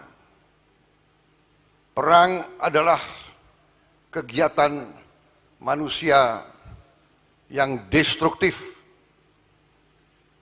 Perang adalah menimbulkan kehancuran. Tapi sejarah manusia mengajarkan bahwa suatu bangsa yang tidak mau investasi terhadap pertahanannya sendiri, biasanya kedaulatannya dirampas. Tim redaksi Sinpo TV melaporkan. Kita beralih ke informasi lainnya, Mahathir, di mana Balai Besar Pengawas Obat dan Makanan Denpasar, Bali ini bersama aparat kepolisian kembali membongkar peredaran obat tradisional ilegal di Bali. Ironisnya, pelaku yang menjual merupakan obat tradisional ilegal merupakan pemain lama yang pernah ditindak dan mendapat penegakan hukum pada 2018 yang lalu. Inilah ratusan barang bukti dari 73 jenis obat tradisional ilegal yang disita oleh Balai Besar Pengawas Obat dan Makanan Denpasar, Bali. Puluhan obat ilegal yang mengandung bahan kimia obat atau BKO sebagian besar merupakan obat penambah stamina pria dengan kandungan sildenafil atau tadalafil. Tidak tanggung-tanggung, total nilai obat tradisional ilegal yang diamankan mencapai lebih dari 35 juta rupiah. Ironisnya, para pelaku sudah pernah ditindak dan mendapat penegakan hukum 2018 lalu dan kini kembali beraksi dengan menjual obat tradisional ilegal di lokasi berbeda. Untuk mengelabui petugas dan aparat, pelaku tidak memajang display dan memilih menyembunyikan obat tradisional ilegal tersebut. Kepala Balai Besar Pengawas Obat dan Makanan BB POM Denpasar, Igusti Ayu Adi Aryapatni menjelaskan pelaku berani menjual kembali dengan banyaknya permintaan dan juga untung yang menggiurkan. Kendati terbukti menjual obat tradisional mengandung BKO dan tanpa izin edar, PPNS BP POM Denpasar tidak melakukan penahanan menyusul adanya jaminan dari pelaku untuk tidak menghilangkan barang bukti serta melarikan diri. Igusti Ayu Adi Aryapatni mengungkapkan kandungan BKO pada produk obat tradisional sangat membahayakan kesehatan. Karena tanpa adanya konsultasi dokter akan menimbulkan berbagai efek samping seperti kehilangan penglihatan, pendengaran, nyeri dada, pusing, serangan jantung, gangguan ginjal, gangguan hormon hepatitis, bahkan bisa menyebabkan kematian. Jadi kami akan lakukan prosedur ya. Kalau ini cukup bukti tentu melalui gelar kasus ya. Kalau ini cukup bukti tindak pidana ya tentu kita akan melanjutkan ke penegakan hukum. Barangnya yang kita sita karena pelakunya bertempat tinggal di Denpasar, jadi kita tidak lakukan penahanan. Sesuai dengan pasal 435 Undang-Undang Nomor 17 Tahun 2023 tentang Kesehatan, selain sanksi administratif dalam bentuk peringatan tertulis, penarikan, pemusnahan, penghentian sementara kegiatan, pencabutan sertifikasi cara pembuatan obat tradisional yang baik, maka pelaku usaha yang memproduksi atau mengedarkan farmasi dan atau alat kesehatan yang tidak memenuhi standar dan atau persyaratan keamanan dapat dikenakan sanksi dipidana dengan penjara paling lama 12 tahun atau pidana denda paling banyak 5 miliar rupiah. Dari Bali, Bagus Raditya, Sinpo TV melaporkan. Pemerintah melalui Menteri Energi dan Sumber Daya Mineral Bahlil Lahadalia ini menandatangani 3 Memorandum of Understanding bersama Ministry of Trade and Industry Singapura Tan Sik Ling di kantor Kementerian ESDM Jakarta Pusat. Ketiga MOU tersebut sebagai langkah awal Indonesia dan Singapura untuk memperkuat kerjasama strategis di bidang energi hijau, khususnya perdagangan listrik yang bersih bersama antar kedua negara. Ketiga MOU tersebut diantaranya membentuk zona industri berkelanjutan, menindaklanjuti interkoneksi dan perdagangan listrik lintas batas, hingga kerjasama dalam isu carbon capture storage lintas batas antara Indonesia dan Singapura. Menteri SDM Bahlil Lahadalia menyebut momen ini sebagai momen bersejarah, karena selain berkontribusi terhadap peningkatan energi hijau, kerjasama ini juga turut akan berdampak pada pertumbuhan ekonomi dan pembukaan lapangan pekerjaan. Di sisi lain dari MOU kali ini, Bahlil memaparkan perdagangan listrik EBT lintas batas juga akan meningkat. Keuntungan lainnya yaitu potensi investasi sebesar 30-50 miliar US dollar untuk investasi pembangkit panel surya. 2,7 miliar USD untuk manuver panel surya. Pertemuan awal antara Perdana Menteri Singapura dengan Presiden pada putaran pertama, memang yang diminta itu 3 gigawatt, tapi itu akan seiring berkembang. Kenapa? Karena dari total listrik yang dihasilkan, itu sebagian akan menyuplai dalam negeri, sebagian ke luar negeri. Di dalam negeri itu untuk mengcover industri-industri hijau dengan proses hilirisasi. Jadi tidak semuanya kita yang alokasi yang ada itu tidak semuanya diekspor, tapi sebagian kita akan untuk konsumsi dalam negeri untuk industri yang berorientasi pada hilirisasi. Ya, Pak Bahlil, boleh dijabarin lagi keuntungan dari MOU hari ini apa aja? Berapa lapangan kerja total yang akan diterima oleh pemerintah, berapa? Yang pertama, investasi ini kan cukup besar. Ya, investasi ini ada 3. Satu adalah untuk membangun industri solar panelnya. Yang kedua itu adalah CCS-nya. CCS-nya cukup gede juga.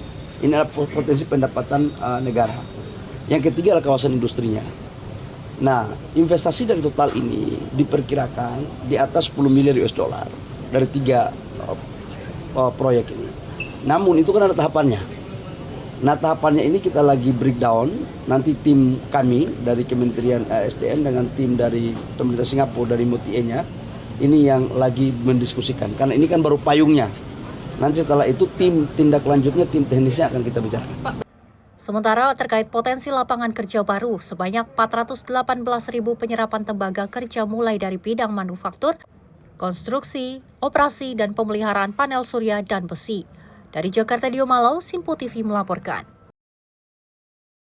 Seluruh pegawai di lingkungan Kementerian Koperasi menandatangani Fakta Integritas Anti Korupsi.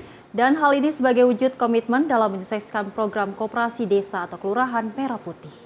Dalam memberikan arahan kepada pegawai Kemenkop, dengan tema integritas dan komitmen bersama, Kementerian Koperasi membangun Kopdes Keluarga Merah Putih berkelanjutan. Menteri Koperasi Budi Aris Setiadi menyampaikan terkait 3 kunci untuk menyukseskan Koperasi Desa, Kelurahan Merah Putih, yaitu keberadaan aturan atau regulasi yang kuat dan tidak multitafsir, adanya mitigasi resiko yang disiapkan dan dikerjakan dengan cepat dan tepat, serta adanya sistem dan digitalisasi yang terintegrasi dalam operasionalnya. Kopdes kali ini cuma 3 kuncinya untuk bisa kita jaga dengan baik. Yang pertama adalah regulasinya harus kuat. Regulasi harus kuat, jangan ada interpretasi, jangan ada choice, multiple choice, enggak. Boleh? Enggak. Karena kalau nanti regulasinya multitafsir malah bingungan. Yang kedua, mitigasi resikonya harus cepat.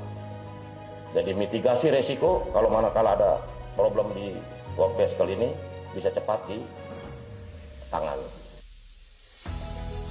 Nah, yang terakhir, yang ketiga adalah sistem dan digitalisasinya harus baik dan bisa mengintegrasikan semua Kopdes Kelurahan Merah Putih di seluruh Indonesia. Dan 3 hal itu yang menjadi strategi dan langkah kita untuk mewujudkan Kopdes Kelurahan Merah Putih sehingga bisa membanggakan buat bangsa ini.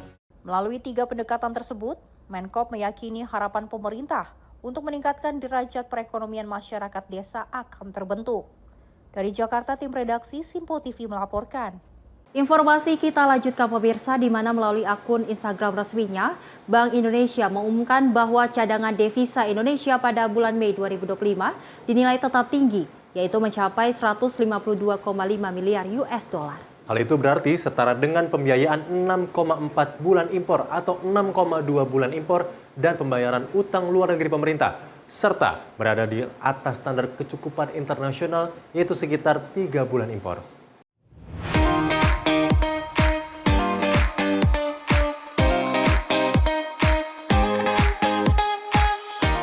Perkembangan cadangan devisa Indonesia pada bulan Mei 2025 dinilai tetap tinggi, yaitu mencapai 152,5 miliar US dollar, kestabilan jika dibandingkan dengan bulan April 2025.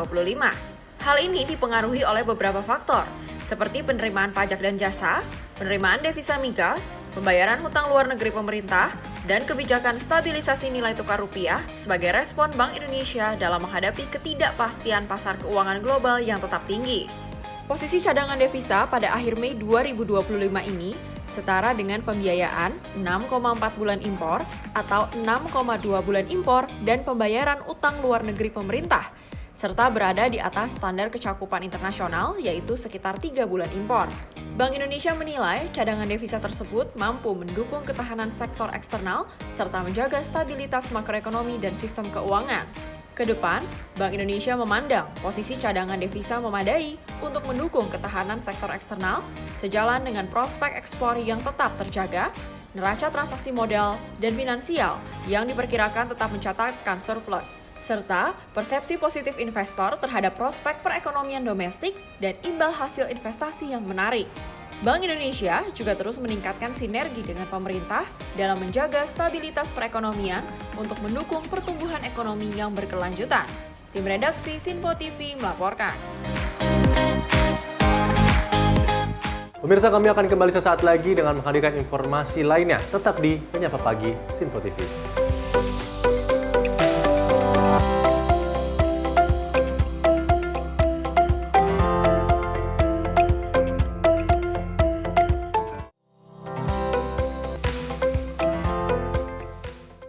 Kami hadir dengan rangkaian informasi dari berbagai penjuru dunia. Topik dan isu yang tengah menjadi sorotan mancanegara dikemas dengan lengkap untuk Anda.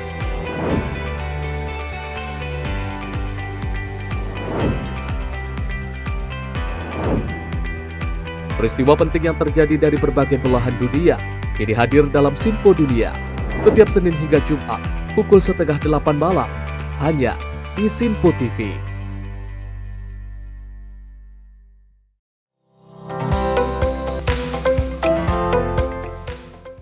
Terima kasih pemirsa, Anda masih menyaksikan Menyapa Pagi Sinpo TV dan kita lanjutkan informasinya di mana Direktorat Jenderal Bea dan Cukai melalui kantor Bea Cukai Bogor menyerahkan seorang tersangka dan juga barang bukti berupa 2,5 juta batang rokok ilegal kepada Kejaksaan Negeri Kabupaten Bogor, Jawa Barat. Potensi kerugian negara akibat pelanggaran cukai rokok ilegal ditaksir mencapai 1 miliar lebih. Usai berkas perkara dinyatakan lengkap dalam kasus yang merugikan negara 1,8 miliar lebih, Bea Cukai Bogor menyerahkan tersangka pelaku peredar rokok ilegal beserta barang bukti 2,5 juta batang rokok tanpa cukai ke Kejaksaan Negeri Kabupaten Bogor, Cibinong, Kabupaten Bogor, Jawa Barat. Kepala Kantor Bea Cukai Bogor Budi Harjanto mengatakan tersangka berinisial HBA, warga Kampung Jojogan, Kecamatan Cisarua, Kabupaten Bogor. Ia ditangkap dalam operasi penindakan oleh Bea Cukai Bogor di wilayah Cisarua pada Rabu 16 April 2025. Budi mengatakan barang bukti yang diamankan meliputi 2.517.000 batang rokok ilegal, jenis sigaret kretek mesin atau SKM, tanpa pita cukai, serta 1 unit sepeda motor dengan nomor yang diduga digunakan untuk distribusi barang ilegal tersebut. Budi menambahkan potensi kerugian negara akibat pelanggaran cukai ini ditaksir mencapai 1.877.711.840 rupiah. Sehingga menjadikan sebagai kasus dengan temuan barang bukti terbanyak dalam kurun waktu 2 tahun terakhir. Pelanggaran pidana ini dilakukan terus, kemudian penegakan hukum terkait dengan cukai. Karena cukai dilakukan oleh Bea Cukai dengan melakukan penyidikan, dan ini kita sampai pada tahap kedua oleh dari penelitian tim Pak Kajari ini dinyatakan lengkap sehingga bisa diproses lebih lanjut, dan sekarang kita akan menyerahkan pasangan bukti untuk kemudian dituntut di muka pengadilan. Budi mengatakan berdasarkan Undang-Undang Nomor 11 Tahun 1995 tentang cukai, sebagaimana telah diubah dengan Undang-Undang Nomor 39 Tahun 2007 atas perbuatannya, tersangka diancam hukuman penjara paling singkat 1 tahun dan paling lama 5 tahun, serta denda paling sedikit 2 kali dan paling banyak 10 kali nilai cukai yang seharusnya dibayar. Dari Bogor, Jawa Barat, tim kontributor Sinpo TV melaporkan. Proses perundingan Indonesia-European Union Comprehensive Economic Partnership Agreement telah memasuki tahap akhir. Dan hal ini diungkapkan oleh Menko Perekonomian Erlangga Hartarto dalam acara diseminasi hasil perundingan IEU-KEPA pada Jumat 13 Juni 2025.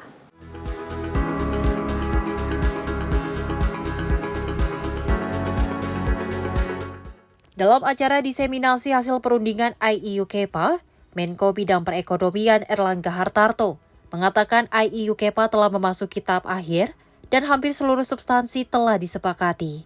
Target dari seluruh draft IEU-KEPA diharapkan selesai lebih dari 90% pada bulan September 2025, bertepatan dengan rencana kunjungan Komisioner Perdagangan Uni Eropa, Maroš Šefčovič. Momen tersebut diharapkan dapat dimanfaatkan untuk menandatangani notulen atau memorandum.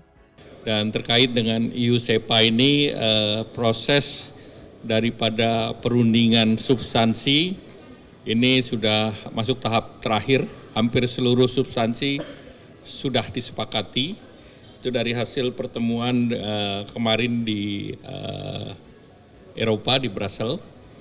Dan target ini dari segi seluruh drafting diharapkan bisa selesai, yang hari ini sudah lebih dari 90%, bisa selesai di bulan September, di mana Komisioner Maroš akan datang ke Indonesia, dan mudah-mudahan saat itu bisa ada semacam notulen atau memorandum yang bisa ditandatangani. Dari Jakarta, Kodita Putri, Rona Bayu, Sinpo TV melaporkan.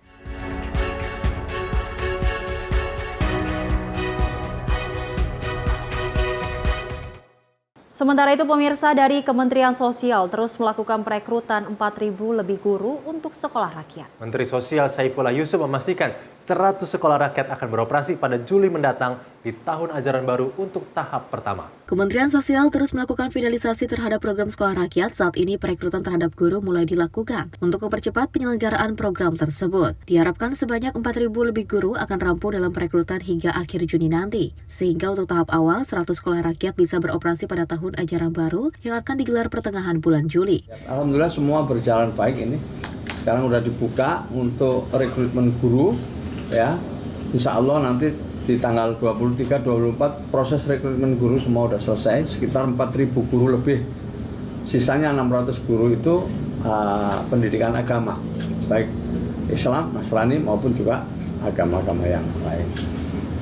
Semuanya berjalan dengan baik, Satgas juga jalan, Sarpros juga jalan, semuanya berjalan. Nanti saya menambahkan sedikit-sedikit bagi yang ingin menambahkan. Kita sudah bersepakat, insya Allah nanti pertengahan Juli tahun ajaran baru kita memulai. Ya, sekolah rakyat itu dengan jumlah titik totalnya nanti itu 100 di tahun ini. Ya, 100 tahun ini. Nah, secara keseluruhan, yang pertama apa yang harus kita siapkan? Yang pertama tentu infrastruktur, fasilitas kelas dan seterusnya ini on progress, semuanya jalan. Kementerian PU yang akan mengeksekusi. Termasuk juga rencana bekerjasama dengan beberapa perusahaan BUMN untuk dia bisa berpartisipasi di dalam melaksanakan khususnya infrastruktur tadi itu. Selain perekrutan terhadap guru, infrastruktur dan fasilitas untuk sekolah rakyat masih terus dilakukan oleh Kementerian Pekerjaan Umum. Dari Jakarta, Dio Balau, Simpo TV melaporkan. PT PLN Persero Indonesia Power Unit Bisnis Pembangkit Priuk memperingati Hari Lingkungan Hidup Sedunia tahun 2025 dengan mengadakan program aksi bersih-bersih sampah serta menanam pohon mangrove di bibir pantai. Kegiatan ini pemirsa bertujuan untuk meningkatkan kesadaran pegawai PLN untuk peduli terhadap lingkungan sekitar. Sambil berfoto PT PLN Persero Indonesia Power Unit Bisnis Pembangkit Priok memperingati Hari Lingkungan Hidup Sedunia tahun 2025 dengan mengadakan program aksi bersih-bersih sampah serta menanam pohon mangrove di bibir pantai. General Manager PLN Indonesia Power UBP Priok Buyung Arianto menjelaskan, sampah di laut dan pantai dapat mengganggu proses rantai makanan, apalagi 70% disumbangkan oleh fitoplankton yang ada di laut. Sehingga jika sampah di laut berlebih, akan mengganggu komunitas fitoplankton dan oksigen yang akan dihasilkan akan berkurang. Terlebih laut merupakan sumber daya alam yang dapat dimanfaatkan bagi banyak manusia, mulai dari ikan-ikannya, rumput laut, serta ekosistem laut yang ada di dalamnya. Selain itu, kegiatan ini juga disertakan dengan menanam pohon mangrove yang dapat menahan air laut dan tidak menggerus daratan sehingga posisi daratan masih sama. Kita dalam rangka meramaikan ya Hari Lingkungan Hidup Sedunia, salah satu yang bisa kita lakukan adalah apa ya dari sekitar kita yang perlu kita sentuh. Ternyata di depan kita sendiri masih ada limbah, polusi khususnya sampah yang dapat mengganggu ya proses rantai makanan, kemudian rantai sumber daya alam itu menjadi terganggu. Jadi saya sampaikan tadi di pembukaan bahwa ternyata 70% oksigen itu disumbang oleh fitoplankton yang ada di laut.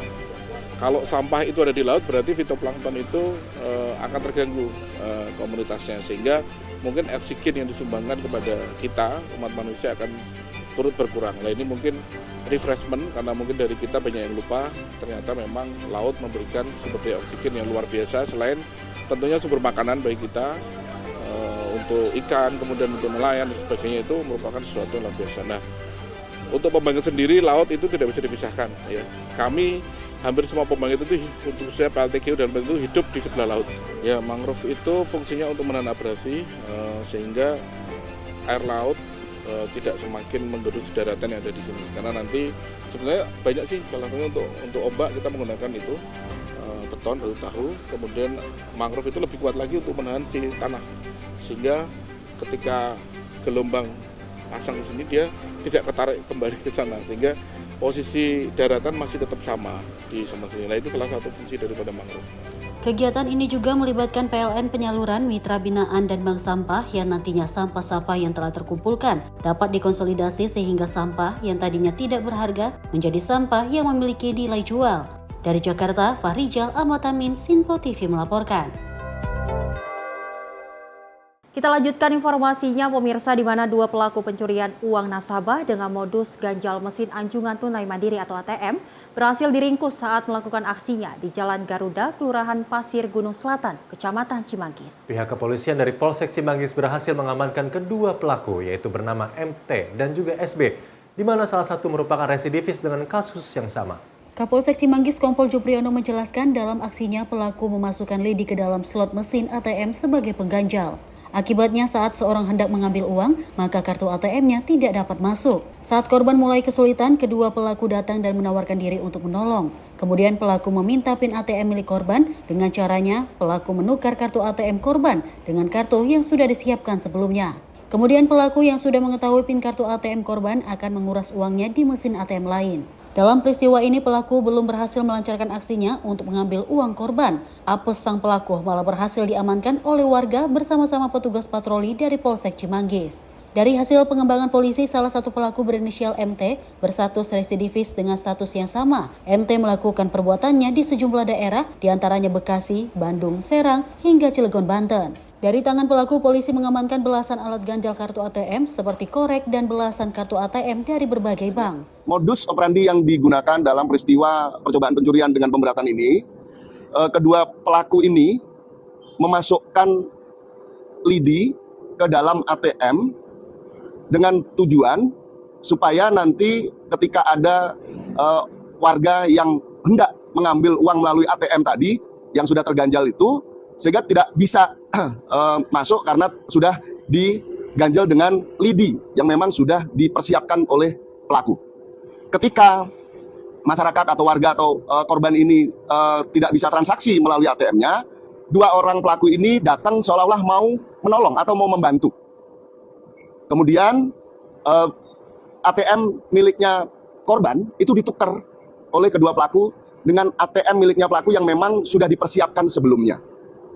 Setelah itu, barulah pelaku ini mengambil uang dari ATM-nya korban di tempat yang lain. Di wilayah Depok sendiri, pengakuannya kedua pelaku sebelumnya sudah pernah melakukan pencurian dengan nominal 42 juta.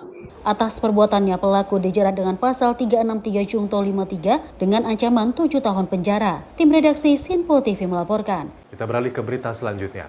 Imam masjid di Kota Garut, Jawa Barat melakukan aksi sodomi kepada 13 anak di bawah umur. Peristiwa ini telah sampai kepada anggota DPR Komisi 8. Dan menanggapi tindakan tak beradab ini pemirsa dari anggota Komisi 8 DPR RI Maman Imanul Haq, ini menyayangkan hal ini terjadi di tempat yang berbasis keagamaan.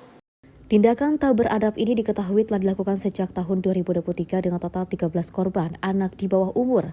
Maman anggota Komisi 8 DPR RI mengecam tindakan-tindakan tak beradab yang merusak masa depan anak bangsa dan meminta agar aparat lebih tegas menindak para predator yang bisa berada di mana saja untuk mengulangi perbuatannya. Edukasi bagi seluruh orang tua untuk selalu mengawasi anak-anak dan tidak mudah percaya dengan iming-iming dari oknum tak bertanggung jawab dapat membantu mengurangi resiko. Tindakan-tindakan tak beradab yang kerap terjadi di tempat keagamaan sangat disayangkan, karena tempat berbasis keagamaan seharusnya menjadi tempat yang penuh kebaikan. Kendati demikian, dirinya kembali mengingatkan agar tempat-tempat keagamaan lain seperti masjid, pesantren, dan lainnya untuk transparan dan memudahkan akses keikutsertaan masyarakat agar tidak terjadi kesalahpahaman. Ya, saya justru sangat prihatin ya, gunung es pelecehan seksual terutama kepada anak-anak ini muncul di tempat-tempat yang berbasis keagamaan, baik itu pesantren, masjid, lalu juga ada rumah tahfidz kasus Bandung seperti itu. Nah, justru kita hari ini mempertanyakan sampai sejauh mana penanganan hukum dari kasus-kasus yang terdahulu, yang kedua lemahnya edukasi, yang ketiga saya melihat bahwa ada pola-pola yang terlalu tertutup dari oknum-oknum pemuka agama itu yang harus diingatkan oleh kita. Makanya saya mendukung program untuk pesantren lebih terbuka, lebih bisa diakses oleh masyarakat publik, dan edukasi terutama terhadap orang tua jangan terlalu percaya kepada siapapun atas nama senioritas, atas nama harisma kepemimpinan dan sebagainya. Anak-anak kita bisa jadi korban oleh siapapun, predator-predator itu bergentayangan, dan tentu itu karena banyak hal, termasuk efek kebebasan media sosial sekarang yang disalahartikan secara negatif seperti itu. Sekali lagi saya mengecam perilaku-perilaku tak beradab yang menghancurkan masa depan anak-anak kita, tapi saya minta juga aparat lebih tegas menindak para predator itu, tapi saya mengajak secara edukatif kepada seluruh orang tua, masyarakat untuk lebih mengawasi. Dari Jakarta, Juliandri, Dava Rizkiano, Tim Liputan Simpo TV melaporkan. Sementara itu pemirsa, dari ajang pameran pertahanan internasional Indodefense, TNI Angkatan Darat menampilkan sejumlah produk inovasi, hasil penelitian dan juga pengembangan Angkatan Darat. Sejumlah alutsista canggih dipamerkan, termasuk yang sudah memasuki tahap uji coba dan siap diproduksi massal. Salah satu produk unggulan yang ditampilkan TNI Angkatan Darat adalah Rifle Perimeter Management System. Kepala Dinas Penerangan Angkatan Darat Brigjen TNI Wahyu Yudayana menjelaskan, alat ini merupakan hasil penelitian dari Pusat Kesenjataan Infanteri yang berfungsi untuk mendeteksi arah tembakan dan menentukan titik koordinat musuh di daerah operasi. Tak hanya itu, Wahyu menyebutkan Body Armor and Vest, yaitu penyindakan bahan peledak yang merupakan produk hasil Litbang Pusat Zeni TNI AD. Rompi tersebut digunakan oleh personil dalam menangani bahan peledak dan mampu menahan tembakan senjata ringan. Wahyu menambahkan yakni aplikasi simulasi holometrik yang dikembangkan oleh Pusat Simulasi Pertempuran di bawah Kodiklat TNI AD. Aplikasi tersebut digunakan dalam pengambilan suatu keputusan operasi. Kita menampilkan yang pertama, Rifle Perimeter Management System. Ini merupakan hasil litbang dari Pusat Kesenjataan Infanteri untuk mendeteksi arah tembakan dari musuh dan juga mendeteksi lokasi titik koordinat musuh di daerah operasi. Dan alat ini sudah disertifikasi dan saat ini tahapannya pada tahap uji coba. Nanti tentu akan memasuki tahapan lanjutan dari litbang tersebut untuk proses produksi maupun penggunaannya. Lalu ada juga Body Armor and Vest penjinak bahan peledak. Jadi perlengkapan ini merupakan hasil litbang dari Pusat Seni TNI Angkatan Darat yang digunakan oleh personel TNI Angkatan Darat untuk melaksanakan tugas penjinakan bahan peledak dan juga menahan tembakan senjata ringan. Lalu ada juga aplikasi simulasi holometrik. Kalau yang ini adalah produk litbang dari Pusat Simulasi Pertempuran yang berada di bawah organisasi Komando Pembina Doktrin, Pendidikan dan Latihan TNI Angkatan Darat. Alat ini, aplikasi simulasi holometrik, digunakan dalam proses pengambilan keputusan dalam pelaksanaan operasi. Jadi dalam pelaksanaan tugas operasi itu, pada satu tahapan momen dari operasi tersebut, komandan satuan akan menerima perintah dari komando yang di atasnya. Lalu setelah itu, komandan satuan harus segera melaksanakan kegiatan briefing yang mencoba meminta masukan dari beberapa staf terkait berkaitan dengan tugas yang diberikan. Dari Jakarta, Jihan Nabila, Mutia Agiani, Simpo TV melaporkan. Pemerintah Provinsi DKI Jakarta mengalokasikan subsidi sebesar 11.500 untuk setiap penumpang layanan Trans Jabodetabek. Dan subsidi ini pemirsa bertujuan untuk menekan harga tiket transportasi antar kota yang seharusnya mencapai Rp15.000 menjadi hanya Rp3.500 per orangnya. Gubernur Jakarta, Pramono Anung, saat ditemui di kawasan Muara Angke, Jakarta Utara pada Kamis siang mengatakan, Pemprov DKI mengalokasikan subsidi sebesar Rp11.500 untuk setiap penumpang layanan Trans Jabodetabek. Subsidi ini bertujuan untuk menekan harga tiket transportasi antar kota yang seharusnya mencapai Rp15.000 menjadi hanya Rp3.500 per orang. Menurutnya, subsidi ini juga merupakan bagian dari kebijakan untuk mendorong masyarakat beralih ke transportasi umum atau meminimalisir penggunaan transportasi pribadi di ibu kota. Ia pun memastikan perluasan layanan Trans Jabodetabek tidak akan mengganggu operasional bus di dalam kota. Jadi sekarang ini kita setiap orang kita subsidi itu 11.500. Karena memang harga transportasi di Jabodetabek itu harusnya tiketnya atau bayarnya itu 15.000. Termasuk yang kemarin yang kita jalur-jalur baru kita buka semuanya itu subsidinya rata-rata 11.500. Maka untuk itu kami mempersiapkan dulu lebih matang untuk bagaimana perluasan ini bisa dilakukan.